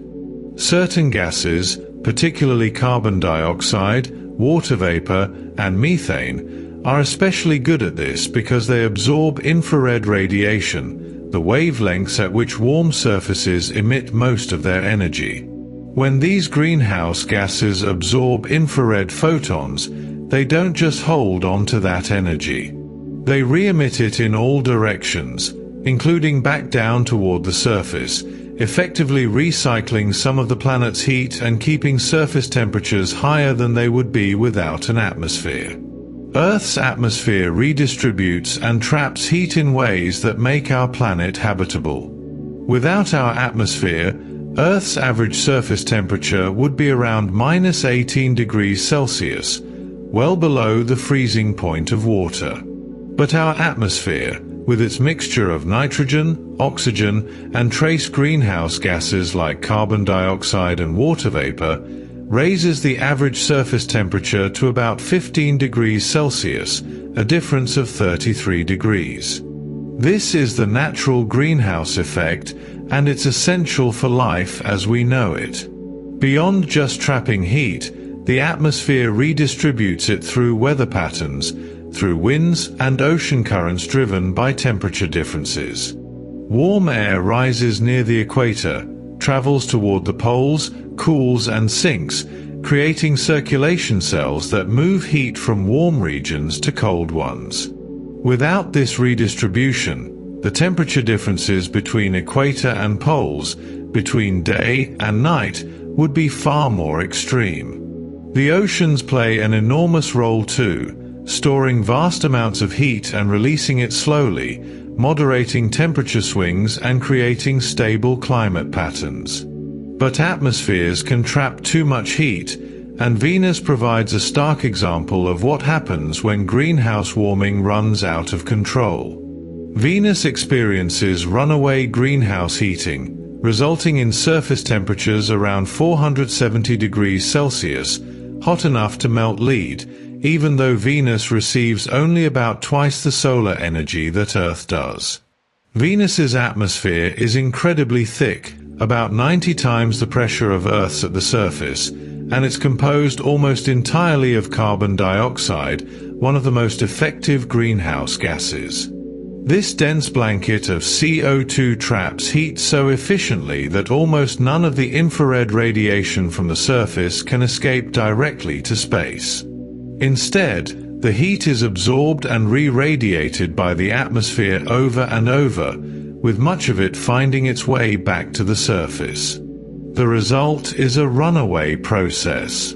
The hotter the surface gets, the more it radiates, but the atmosphere traps that radiation, making it even hotter. Venus may have once had liquid water on its surface, but any water would have evaporated as temperatures rose, and water vapor is itself a greenhouse gas, which would have accelerated the heating further. Eventually, the hydrogen from the water was lost to space through photodissociation in the upper atmosphere, leaving behind the dry, hellish world we see today. Mars tells the opposite story. Mars loses heat rapidly due to its thin atmosphere, which provides almost no greenhouse warming. The Martian atmosphere is about 1% the density of Earth's, far too thin to trap significant heat even though it's mostly carbon dioxide. During the day, in direct sunlight, the ground can warm to relatively comfortable temperatures, occasionally reaching 20 degrees Celsius at the equator. But as soon as the sun sets, that heat radiates away into space, and temperatures plummet to -73 degrees Celsius or colder. The thin atmosphere can't hold on to the warmth. There's too little mass, too few molecules to absorb and re-emit the infrared radiation. This is why Mars, despite being in the Sun's habitable zone where liquid water could theoretically exist, is frozen and desiccated. Any liquid water on the surface would quickly evaporate in the low pressure or freeze when temperatures drop at night.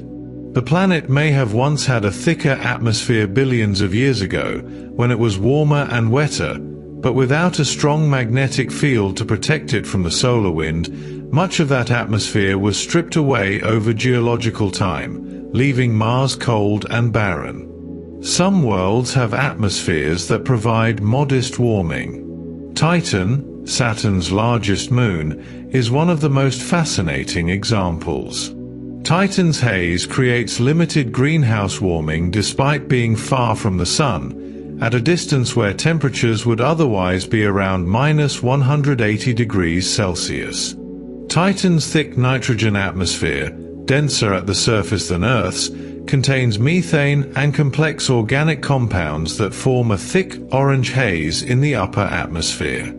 This haze absorbs some solar radiation and also provides a small greenhouse effect, raising Titan's surface temperature to around -179 degrees Celsius.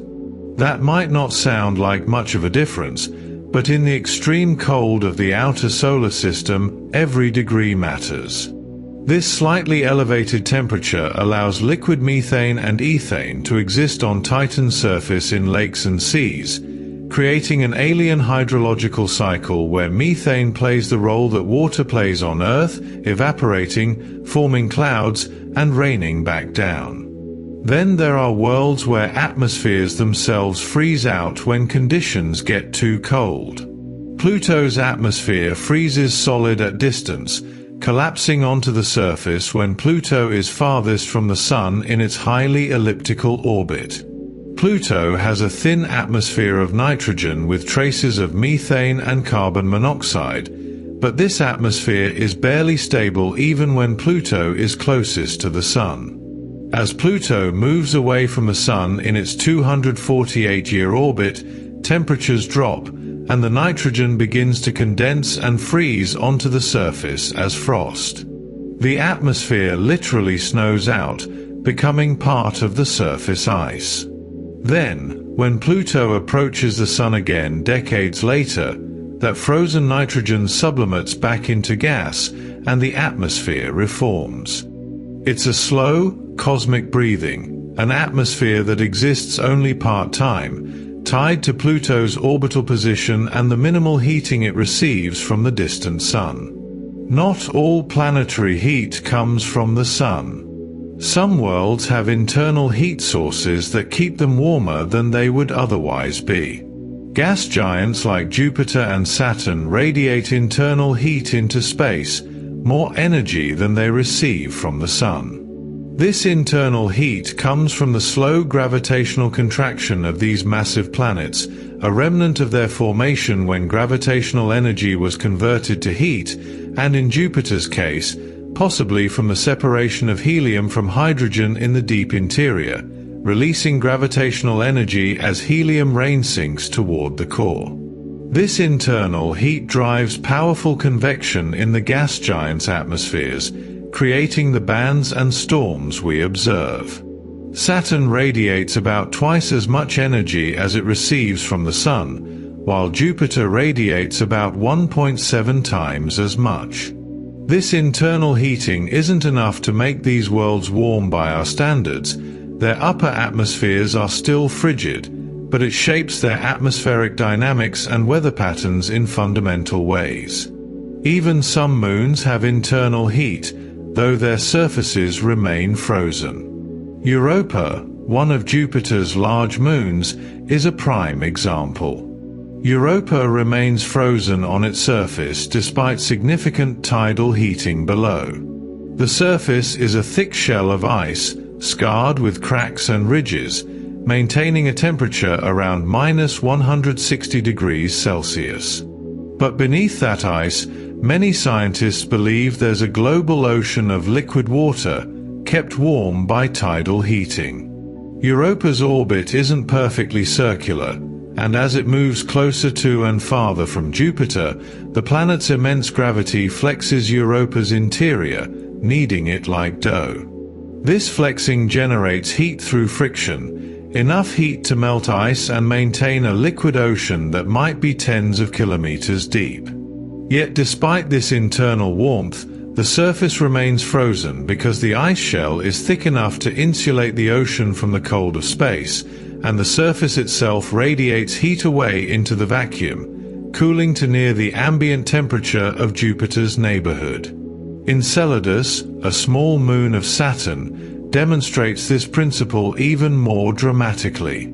Enceladus ejects water that freezes instantly when exposed to space. This tiny moon, only about 500 kilometers in diameter, has geysers at its south pole that shoot plumes of water vapor and ice particles hundreds of kilometers into space. These plumes come from a subsurface ocean, warmed by tidal heating similar to Europa's, though on a smaller scale. The water erupts through cracks in the ice shell, and the moment it reaches the vacuum, it flashes into vapor and ice crystals. Some of this material escapes Enceladus entirely, forming one of Saturn's rings. Some falls back to the surface as snow. The water goes from liquid, deep inside the moon where temperatures might be near freezing or slightly above, to vapor and ice at temperatures of -200 degrees Celsius or colder, all in the span of seconds. It's a vivid demonstration of the extreme thermal conditions at the boundary between a warm interior and the cold of space. All of these examples illustrate a fundamental principle. Atmospheres define planetary thermal behavior more than almost any other single factor. Two bodies at the same distance from the Sun can have wildly different surface temperatures depending on their atmospheres. Venus is hotter than Mercury despite being farther from the Sun because of its thick atmosphere. Titan is warmer than it should be because of its atmospheric haze. Mars is colder than Earth not just because it's farther from the Sun, but because its atmosphere is too thin to trap heat. Earth maintains its habitable temperatures through a delicate balance of incoming solar radiation, greenhouse gases, and atmospheric circulation. The presence of an atmosphere allows weather, allows climate, allows heat to be stored and transported rather than immediately radiated away. Without an atmosphere, a world is at the mercy of pure radiation physics, heating rapidly in sunlight and cooling rapidly in shadow, with no buffer, no moderation. The difference between a world with an atmosphere and one without is the difference between a place where heat can linger and circulate, and a place where every location is thermally isolated, warming and cooling based solely on the balance of photons absorbed and photons emitted. In the grand scheme of planetary science, atmospheres are thermal regulators. the systems that determine whether a world is a frozen wasteland, a moderate habitat, or a scorching hellscape, and understanding them is key to understanding why space itself can be so cold while the objects within it span such an enormous range of temperatures. While space itself remains cold, the objects within it can reach temperatures that defy imagination. Stars and stellar remnants reach extreme temperatures that represent some of the hottest conditions in the universe. These aren't just warm. They're realms where matter behaves in ways utterly alien to our everyday experience, where atoms are stripped of their electrons, where the laws of thermodynamics play out on cosmic scales, and where the energy released can outshine entire galaxies. Understanding these extreme temperatures helps us appreciate just how remarkable it is that the space surrounding these infernos remains cold, unchanged by the titanic energies being unleashed within and around these celestial objects. Our own Sun provides a puzzling example of extreme stellar temperatures. The Sun's corona, its outer atmosphere, exceeds 1,000,000 Kelvin, which is extraordinary when you consider that the visible surface of the Sun, the photosphere, is only about 5,500 Kelvin. How can the outer atmosphere be hundreds of times hotter than the surface beneath it? It's like having air above a stove be hotter than the stove itself. This temperature inversion has puzzled scientists for decades, and while we now understand it involves magnetic fields and plasma waves, the details are complex. The Sun's powerful magnetic fields extend through the corona, and as these fields twist, snap, and reconnect, they release enormous amounts of energy directly into the coronal plasma, heating it to millions of degrees.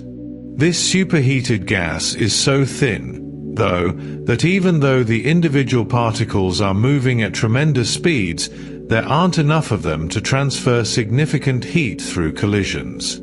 The corona glows in X-rays from its extreme temperature, but its low density means it wouldn't feel particularly hot if you could somehow survive there for an instant before being incinerated by radiation. The Sun occasionally becomes even more violent.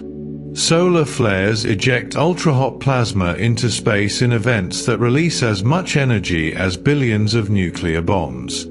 These flares occur when magnetic field lines in the Sun's atmosphere suddenly reconnect, converting magnetic energy into heat, light, and kinetic energy. The plasma in these flares can reach temperatures of 10,000,000 Kelvin or more, and streams of charged particles are accelerated to near light speed. When these flares are directed toward Earth, they can disrupt satellites, power grids, and communications, but the particles themselves are moving through the cold vacuum of space.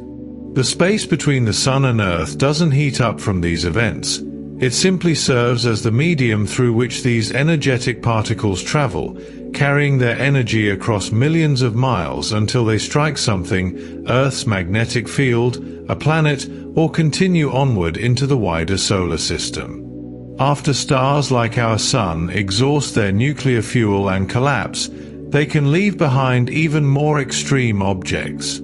Neutron stars, the collapsed cores of massive stars, are among the densest objects in the universe, and they retain surfaces at temperatures of 1,000,000 Kelvin or more for thousands of years after their formation.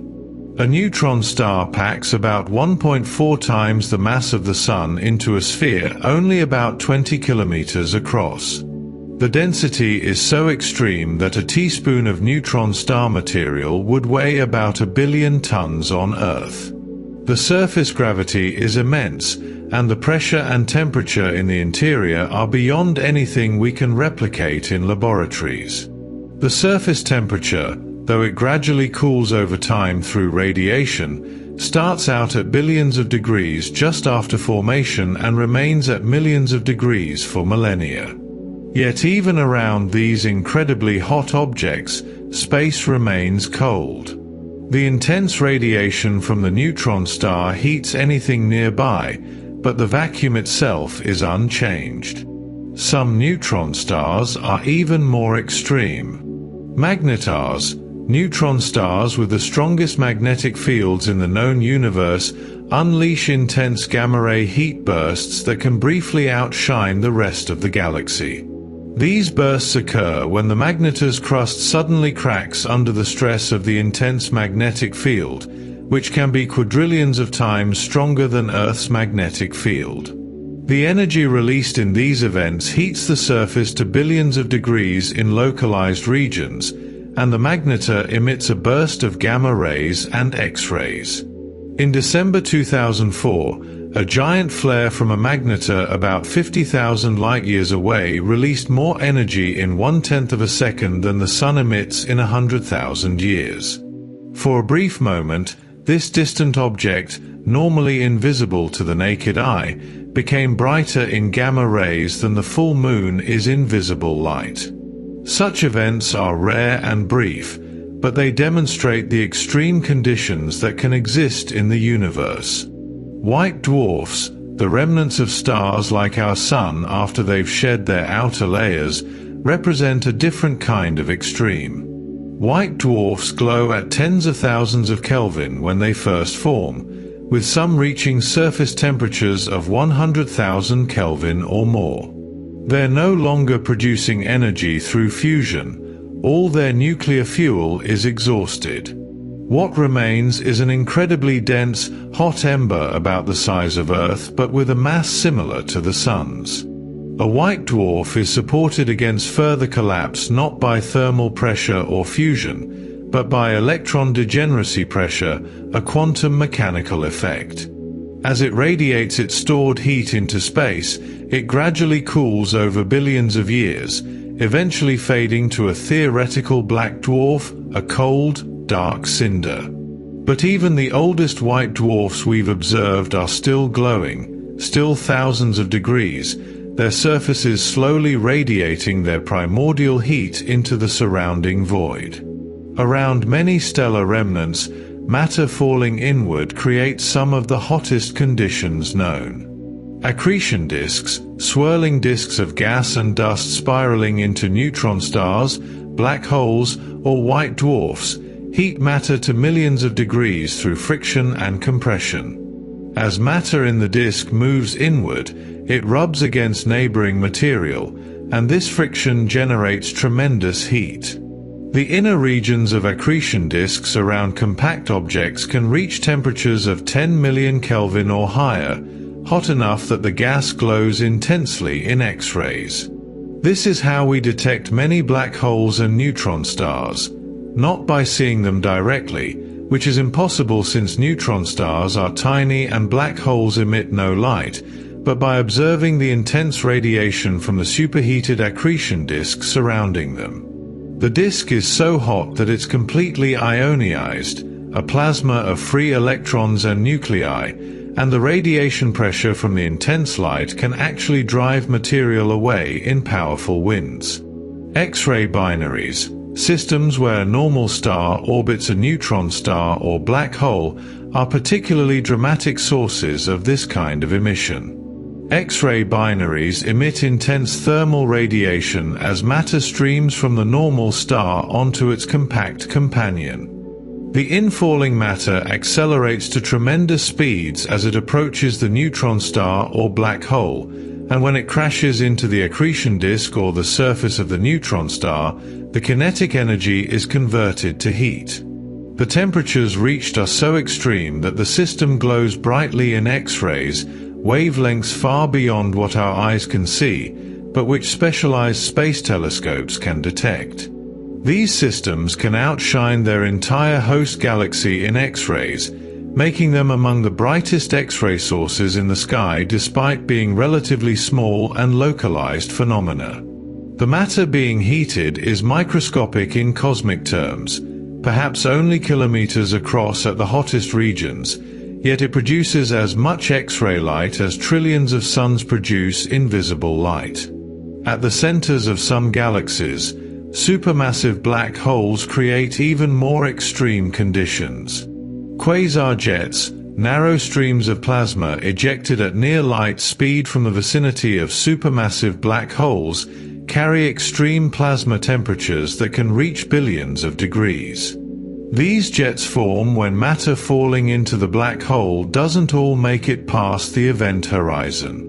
Some of it gets caught up in the intense magnetic fields threading the accretion disk and is funneled along the black hole's rotation axis, accelerated to relativistic speeds and ejected in narrow beams. The plasma in these jets is so hot and energetic that it emits radiation across the entire electromagnetic spectrum, from radio waves to gamma rays. The jets can extend for millions of light years, plowing through intergalactic space, heating the gas they encounter and creating vast bubbles of hot plasma visible in radio and X-ray observations. Yet even these jets, carrying unimaginable energy, are streams of hot plasma moving through cold space.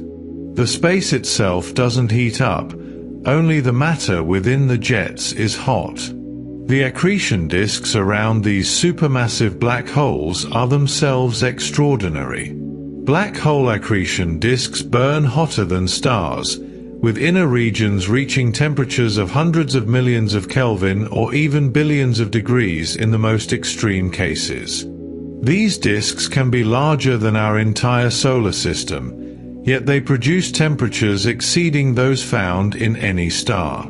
The reason is the efficiency of gravitational energy conversion. As matter falls toward a black hole, it loses gravitational potential energy, and this energy is converted to heat through friction and magnetic processes in the disk.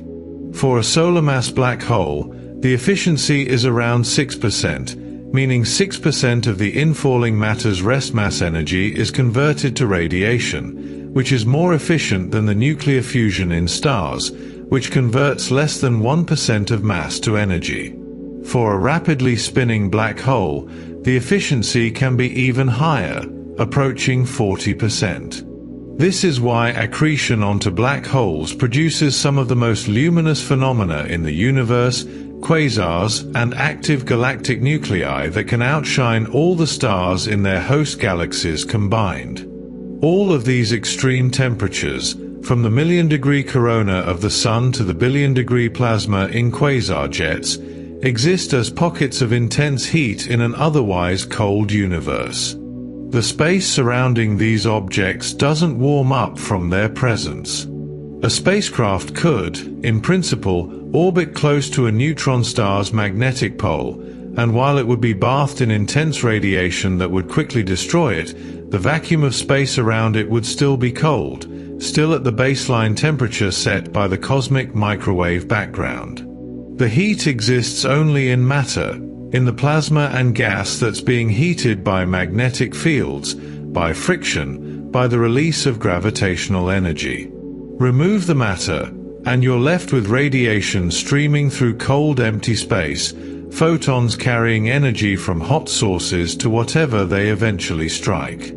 This is the paradox we've been exploring all along, scaled up to cosmic extremes. The universe contains regions of unimaginable heat, temperatures that make the center of the Sun seem cool by comparison. Yet the dominant state of the universe, the state of almost all of its volume, is cold. The vacuum remains at 2.7 Kelvin, warmed only by the fading echo of the Big Bang, while stars, black holes, and other exotic objects create isolated regions where matter reaches temperatures that represent the ultimate extremes of thermal physics, all existing in and radiating through the endless cold of space. The universe is periodically punctuated by violent events that generate tremendous heat, yet even these cosmic explosions don't warm the space around them in any lasting way. Explosive cosmic events heat matter without warming space because, once again, heat requires matter to exist. When a star explodes, when gamma rays burst from colliding neutron stars, when shock waves propagate through interstellar gas, it's the particles, the atoms and ions and electrons that become hot. The vacuum between those particles remains as cold as ever, unchanged by the violence occurring within it. These events are spectacular, releasing more energy in seconds than the Sun will produce in its entire lifetime, yet they leave space itself untouched, heating only the matter they encounter.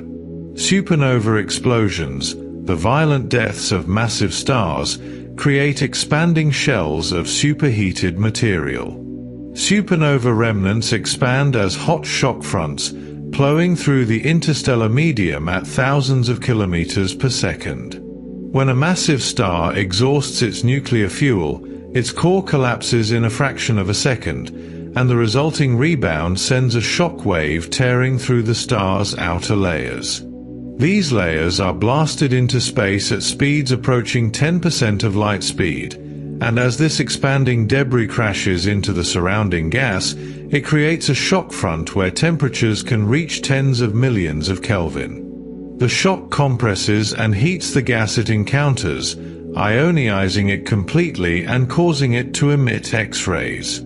Over thousands of years, the remnant expands and cools, but in its early stages, it's one of the hottest structures in the galaxy. Yet between the hot filaments of shocked gas, in the gaps and voids within the expanding shell, space remains cold. The heat exists only where there's matter to be hot. Among the most energetic events in the universe are gamma-ray bursts, brief flashes of gamma radiation that can outshine all other gamma-ray sources in the sky combined. Gamma-ray bursts generate extreme plasma temperatures, possibly reaching trillions of degrees in the initial explosion. These bursts are thought to occur when massive stars collapse into black holes or when neutron stars collide, creating jets of matter and energy traveling at nearly the speed of light. The gamma rays we detect are likely produced by particles accelerated to relativistic speeds in these jets, and the immediate environment of the burst is a cauldron of the most extreme conditions imaginable. Temperatures in the trillions of degrees, pressures beyond anything we can comprehend, matter moving at speeds where relativistic effects dominate. Yet these conditions exist in a tiny volume, perhaps only a few kilometers across initially, and the energy propagates outward as radiation, streaming through empty space that remains unaffected. Stars don't only die violently, they're also born in regions of tremendous activity.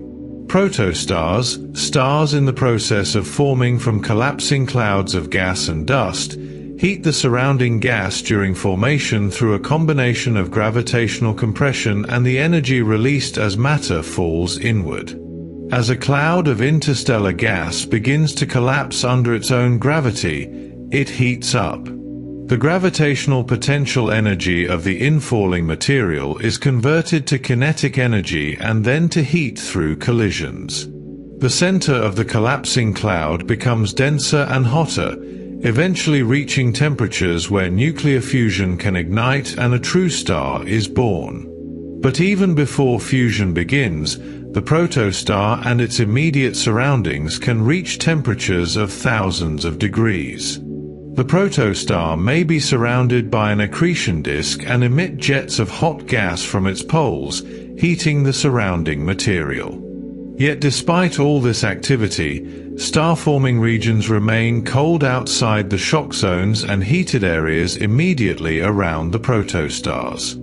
If you could travel through a molecular cloud where stars are forming, most of the cloud would be intensely cold, perhaps only 10 or 20 Kelvin, just slightly above the cosmic microwave background.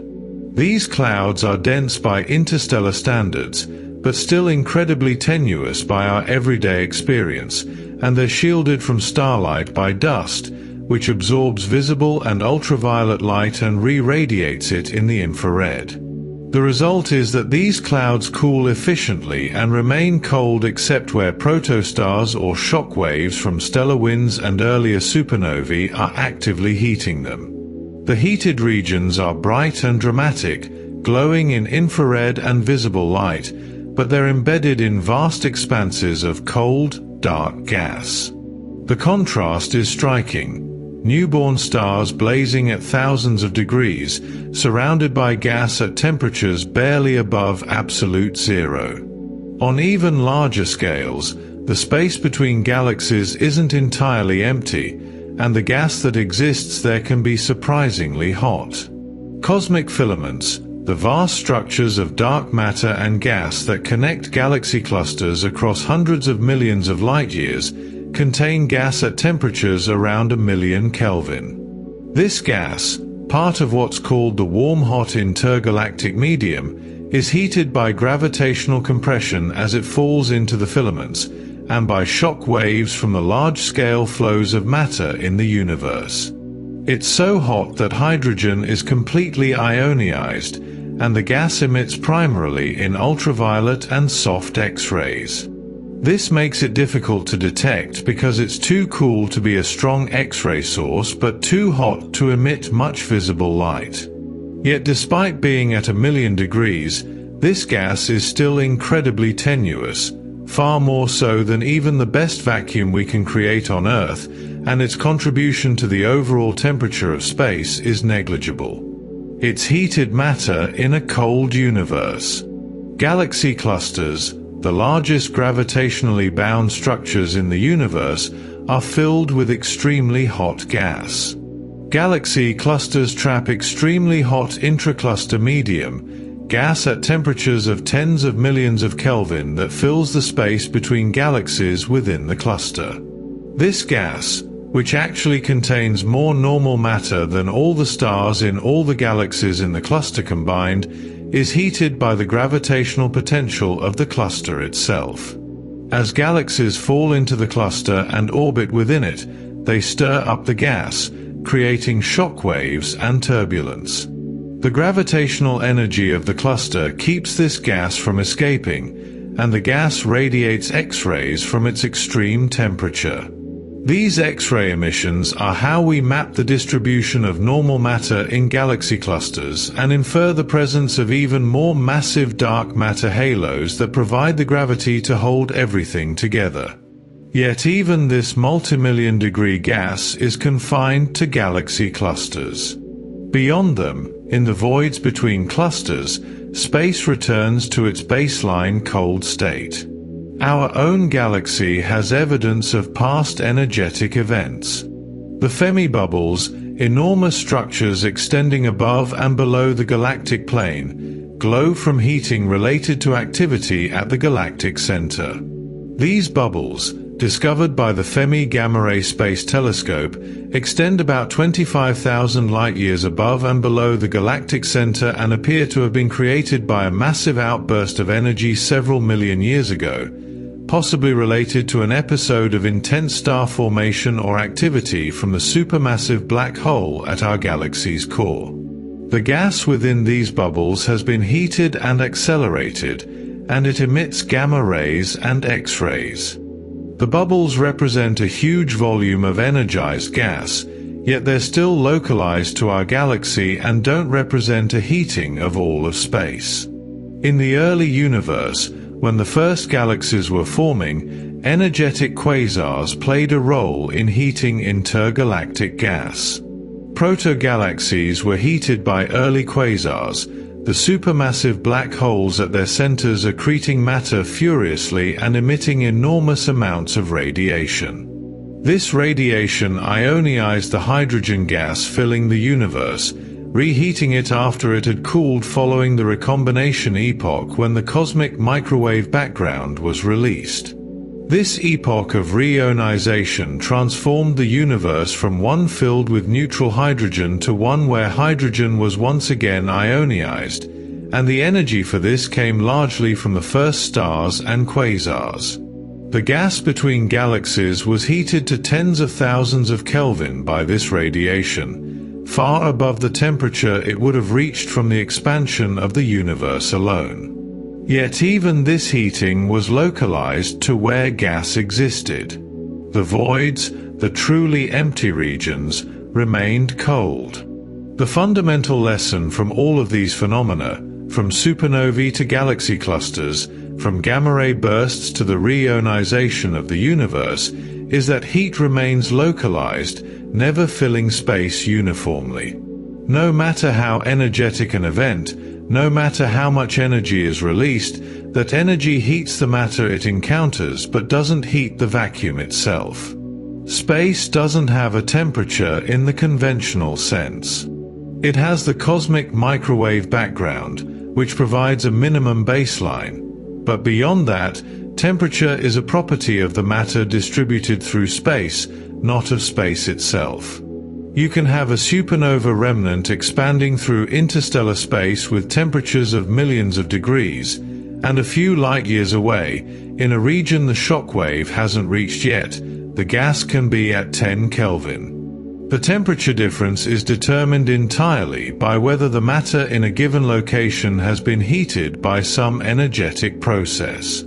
The universe is a patchwork of hot and cold, with the hot regions always being localized concentrations of matter that have been energized by stars, explosions, accretion, or gravitational compression, while the dominant state, the state of most of space, remains cold. This is why astronomers can look at emission from hot gas in one part of the sky, detecting X-rays from multimillion-degree plasma, while simultaneously observing cold molecular clouds in another direction, seeing infrared emission from gas at barely 20 Kelvin. Both exist in the same universe, separated perhaps by relatively short distances in cosmic terms, but existing in completely different thermal regimes because heat doesn't spread through the vacuum. It stays where the matter is, and the vacuum between remains forever cold, the ultimate insulator and the ultimate indifferent medium, accepting whatever photons are radiated into it but never warming, never cooling, simply existing as the stage on which the thermal drama of the universe plays out. Beyond the familiar worlds of planets and moons, the solar system is populated by countless smaller bodies, and their thermal behavior reveals the stark reality of space's cold. Small bodies show dramatic thermal contrasts precisely because they lack the moderating influence of atmospheres and often have low thermal inertia, meaning they heat up and cool down quickly. A small asteroid or comet has no insulating blanket of air, no weather systems to redistribute heat. Each point on its surface responds directly and immediately to the radiation it receives or emits. The result is that these bodies can have surfaces with extreme temperature variations over very short distances, with sun-facing slopes baking while shadowed craters remain frozen, sometimes just meters apart. Comets provide perhaps the most dramatic example of how proximity to the Sun changes everything. Comets heat only when they approach the Sun, spending most of their existence in the frozen outer reaches of the solar system where temperatures are barely above absolute zero.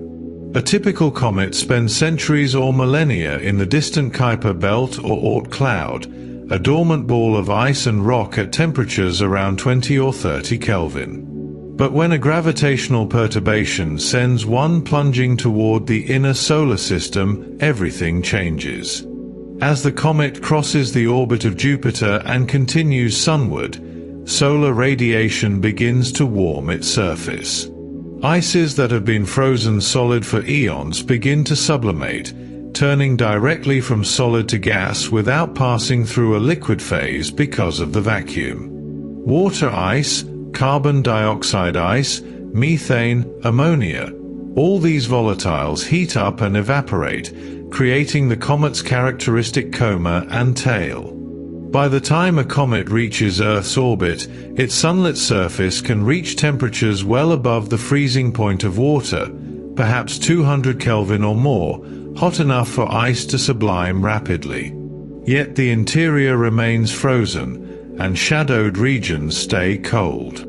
The comet is actively shedding material, losing mass with each pass near the Sun, gradually disintegrating as its ices boil away into space.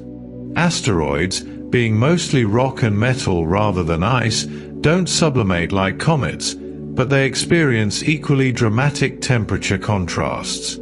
Asteroids bake on one side and freeze on the other, with no transition zone between. A typical asteroid in the main belt between Mars and Jupiter might have a subsolar point, the spot directly facing the Sun, reaching temperatures around 200 Kelvin, roughly -70 Celsius. That's cold by Earth standards, but warm compared to what happens just around the curve of the asteroid. Areas in permanent shadow, or even just regions facing away from the Sun, can be at temperatures below 100 Kelvin. The asteroid rotates, most do, spinning slowly over hours or days, and as it rotates, each point on its surface cycles through extreme heating and cooling. Rocks expand in the heat and contract in the cold, and over millions of years, this thermal cycling causes stress fractures, slowly breaking down the surface into regolith, a layer of loose dust and fragments. Some asteroids are tumbling chaotically, having been knocked askew by collisions, and these experience even more complex thermal patterns as different parts of their surface spend varying amounts of time in sunlight. Beyond Neptune, in the Kuiper belt, temperatures drop to levels where most volatiles remain frozen. Kuiper belt objects, including dwarf planets like Pluto, Haumea, and Makemake, remain near 30 to 40 Kelvin on their surfaces. At these temperatures, nitrogen, methane, and carbon monoxide can exist as ices, forming bright, reflective surfaces. Water ice, which would sublime away closer to the Sun, is as hard as rock at these temperatures and forms the bedrock of many of these worlds. The Sun, from the distance of the Kuiper belt, provides only about 1/1600th the energy it provides at Earth. It's still the brightest object in the sky, but it looks more like an intensely bright star than the disk we see from Earth. The heating it provides is minimal, and these distant bodies radiate away almost as much energy as they receive, maintaining stable, frigid temperatures. Their surfaces are ancient, in some cases preserving material from the early solar system with minimal alteration because the cold has prevented chemical reactions and geological activity. Even colder are the rogue planets, worlds ejected from their star systems and wandering through interstellar space. Rogue planets drift at temperatures around 10 to 20 Kelvin, barely warmer than the cosmic microwave background. These worlds, which may be as common as stars in the galaxy according to some estimates, receive no significant radiation from any star. They're isolated in the dark between stellar systems, and their only heat comes from residual warmth from their formation, from radioactive decay in their interiors, or from tidal heating if they have large moons. Their surfaces, if they're rocky worlds, are frozen beyond anything we experience in our solar system. If they once had atmospheres, those atmospheres might have frozen onto the surface as exotic ices.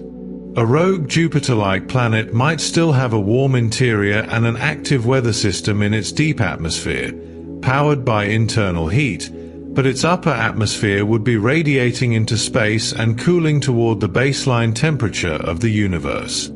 These worlds are ghosts, remnants of planetary formation ejected into the void, too far from any star to receive meaningful warmth but still existing, still obeying the same physical laws, just in an environment of unrelenting cold. At the very edge of the solar system, perhaps a light year or more from the Sun, lies the hypothetical Oort cloud, a vast spherical shell of icy bodies that may contain billions or trillions of comets. Oort cloud bodies remain barely above the cosmic background temperature, perhaps just a few Kelvin warmer than the 2.7 Kelvin baseline. The Sun, from this distance, is truly just another star, providing virtually no heat. These objects are in almost perfect equilibrium with the cosmic microwave background, absorbing its faint radiation and radiating away their own heat at nearly the same rate. They're among the coldest natural objects in the solar system, preserved in deep freeze for billions of years, waiting for a gravitational nudge from a passing star or the tidal effects of the galaxy itself to send them falling inward toward the Sun to become the long-period comets we occasionally observe. Not all small bodies experience these extremes or these variations. Some occupy stable, relatively unchanging thermal environments. Trojan asteroids, which share Jupiter's orbit but lead or trail the planet by 60 degrees, maintain stable cold temperatures because their distance from the Sun doesn't change significantly. They're locked in gravitationally stable points, the L4 and L5 Lagrange points, where the gravitational pull of the Sun and Jupiter balance. These asteroids remain at a consistent distance from the Sun, receiving a steady amount of solar radiation, and they maintain surface temperatures around 100 to 150 Kelvin depending on their surface properties. There are no dramatic seasonal changes, no approaches to or retreats from the Sun. They simply orbit in Jupiter's gravitational wake, quietly baking on one side and freezing on the other as they rotate, but always at the same average temperature. Dwarf planets like Pluto and Eris have elliptical orbits, and their behavior changes depending on where they are in their orbit.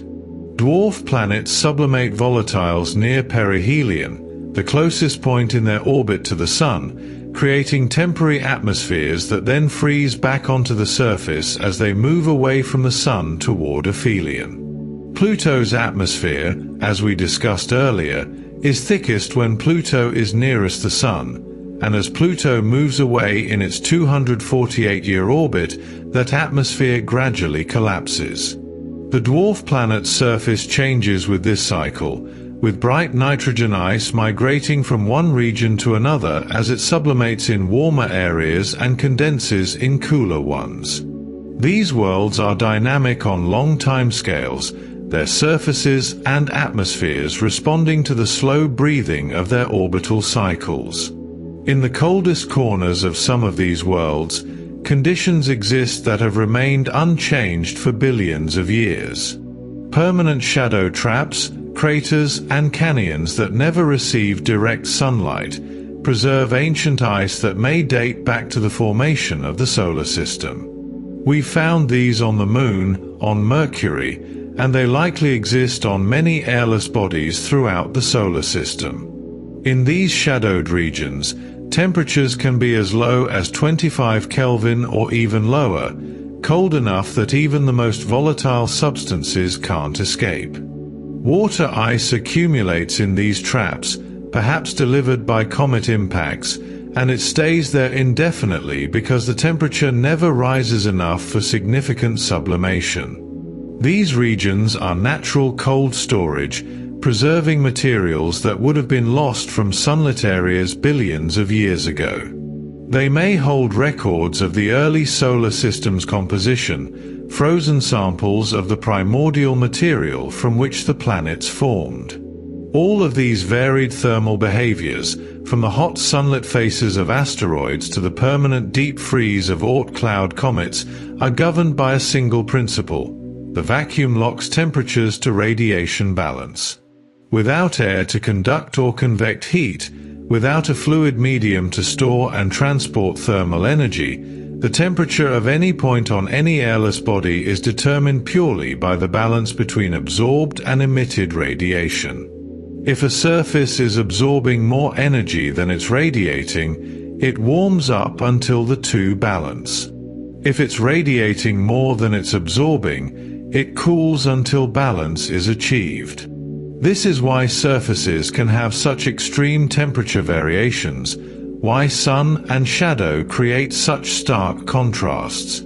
There's no atmospheric buffer, no weather system to smooth out the differences.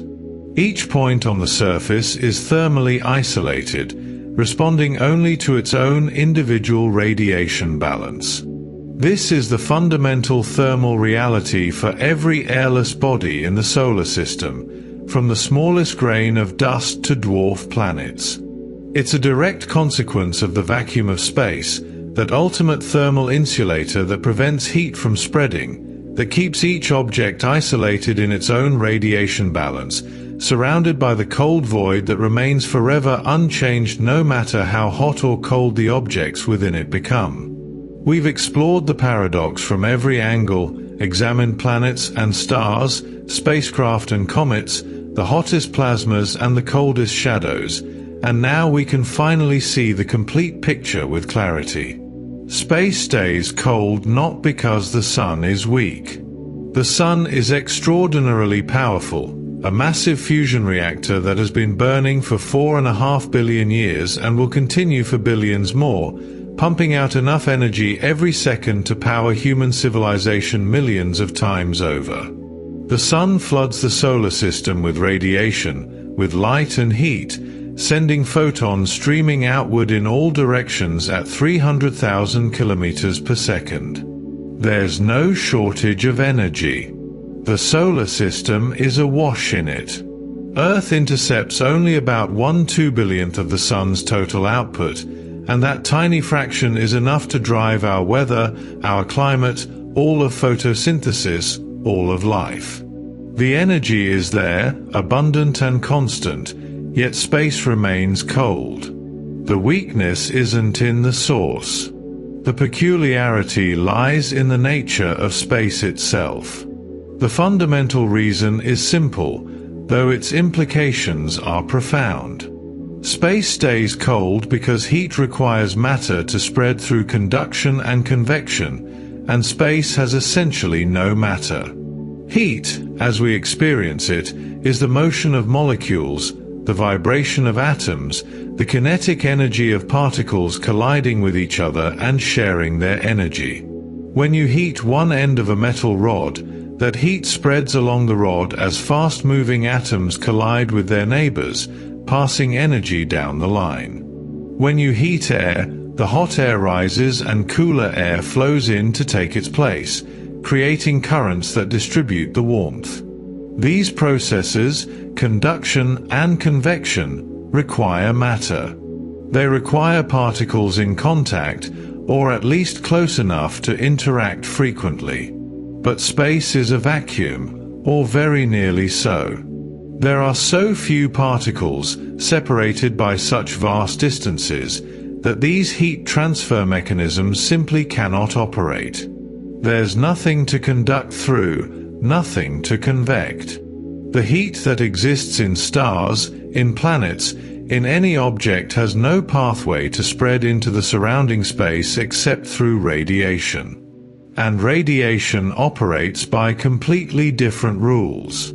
Radiation warms only what it strikes, only objects that can absorb photons and convert their energy into molecular motion. A beam of sunlight traveling through space carries energy, tremendous energy, but it doesn't deposit that energy until it encounters matter. The photons stream through the vacuum unchanged, undiminished in energy though spreading ever thinner as they radiate outward from their source.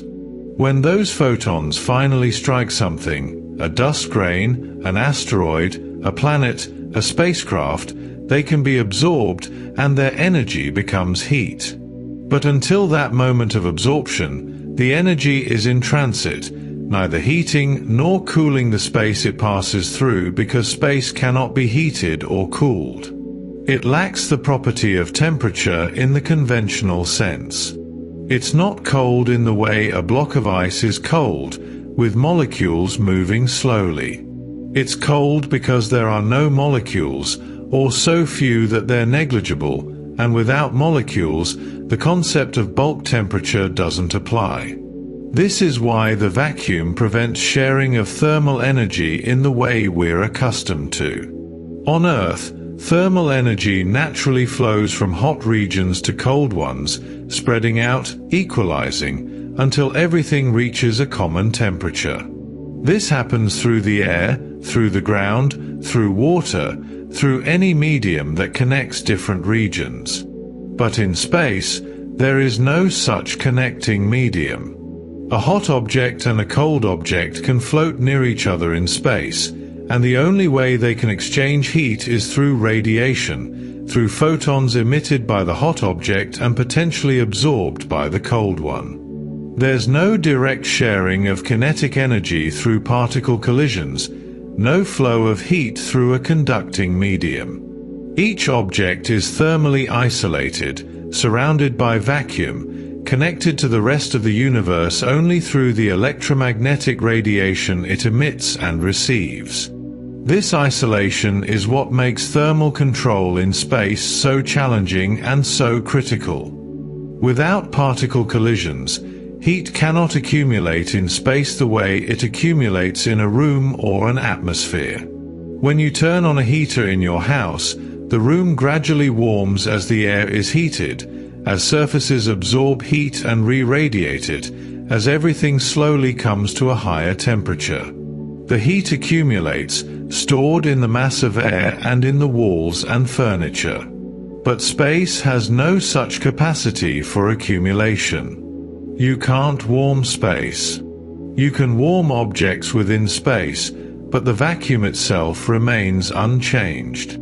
A star can pour out energy for billions of years, and the space immediately around it is no warmer than the space billions of miles away, except for the transient presence of photons passing through. Those photons don't heat the vacuum. They travel through it, and only when they strike matter does their energy become heat. This is a fundamentally different thermal regime than anything we experience in our daily lives, where we're always surrounded by air, always connected to our environment through a thermal medium. This is why space never fills with warmth, never develops a background temperature higher than the cosmic microwave background. You might imagine that with billions of stars in each galaxy and billions of galaxies in the observable universe, all that radiated energy would add up, warming the space between stars, between galaxies, creating some average elevated temperature. But it doesn't work that way. The photons from all those stars are streaming through space, but they're so spread out, diluted by the vast distances, that any given volume of space receives an incredibly sparse flux of photons. Most of space is far from any star, and the starlight passing through it is negligible compared to the cosmic microwave background. The photons are there, but there's no matter to absorb them and no mechanism for them to heat the vacuum itself. Space remains at its baseline temperature, unchanged by the countless stars burning within it, because the warmth exists only in the stars themselves and in the matter immediately around them. Only surfaces feel heat or cold, only matter with a temperature can be described as hot or cold. When we talk about space being cold, we're really talking about what happens to objects placed in space, how they radiate away their heat and cool toward the cosmic background temperature in the absence of any external heating. A thermometer placed in space, shielded from sunlight, would eventually cool to about 2.7 Kelvin, equilibrating with the cosmic microwave background. That thermometer would read cold, but what it's measuring is its own temperature, the temperature of the matter it's made from, not the temperature of space itself. Space doesn't have a temperature to measure. It's the absence of matter, the void through which radiation travels. The cold we associate with space is really the cold of objects that have radiated away their heat with nothing to replace it, objects that have reached equilibrium with the faint radiation filling the universe. Temperature in space is local, not ambient, a property of individual objects rather than the environment as a whole. On Earth, we're used to ambient temperature, the temperature of the air around us that affects everything uniformly. A room at 20 degrees Celsius means the air, the walls, the furniture are all at roughly that temperature, and anything you place in the room will gradually come to that temperature too. But space doesn't have an ambient temperature in this sense. Each object has its own temperature, determined by its individual radiation balance. A spacecraft in orbit around Earth might have surfaces at 120 degrees on the sun-facing side and -100 on the shaded side, with both extremes existing simultaneously just centimeters apart. There's no ambient space temperature averaging these out. The temperature exists only in the matter, and the vacuum between doesn't mediate or moderate those temperatures. Every object in space is thermally independent, its temperature determined purely by its own absorption and emission of radiation. When you step back and look at the universe as a whole, one fact becomes inescapable.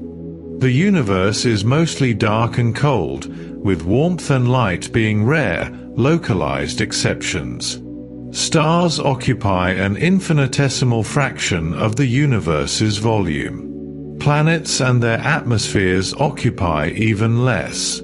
The vast majority of space, perhaps 99.999% or more, is empty vacuum at temperatures barely above absolute zero. The stars we see in the night sky, the galaxies scattered across billions of light years, all the structure and beauty of the cosmos, exists as tiny islands of matter and energy in an ocean of cold emptiness. This isn't a defect or a failure of the universe to warm up. It's a fundamental consequence of the universe's nature, of how matter and energy are distributed, and of how heat transfer works in a vacuum. The universe expanded from an incredibly hot, dense state, and as it expanded, it cooled. The matter clumped together into stars and galaxies, creating localized regions of high temperature, but the space between remained cold, cooled by expansion and maintained at the baseline temperature set by the cosmic microwave background. And that emptiness defines the universe's thermal nature more than anything else. Space is defined by what's not there rather than what is.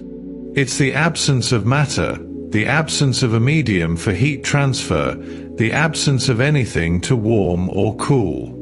This emptiness is what makes the universe's thermal behavior so counterintuitive when we first encounter it. We evolved on a planet with a thick atmosphere, where heat spreads and distributes naturally, where everything reaches similar temperatures over time, where the environment has thermal properties we can feel and measure. But that's not how most of the universe works. Most of the universe is vacuum, and in the vacuum, heat doesn't spread. It stays localized in matter, in the small fraction of space that contains atoms and molecules, while the vast expanses between remain forever cold, forever dark, forever empty. The sun can burn as brightly as it wants, stars can explode with the power of supernovae, black holes can heat matter to billions of degrees, and none of it changes the fundamental coldness of space because space itself cannot be heated. It's the ultimate insulator and the ultimate indifferent observer, allowing light and heat to pass through it while remaining unchanged, maintaining its baseline temperature of 2.7 Kelvin, the fading echo of creation, the one universal thermal reference point in a cosmos filled with localized extremes of heat and cold. This is why space is cold even though the sun is hot. The sun's heat exists in the sun and in the matter it illuminates. Space remains as it has always been, empty, dark, and profoundly, eternally cold.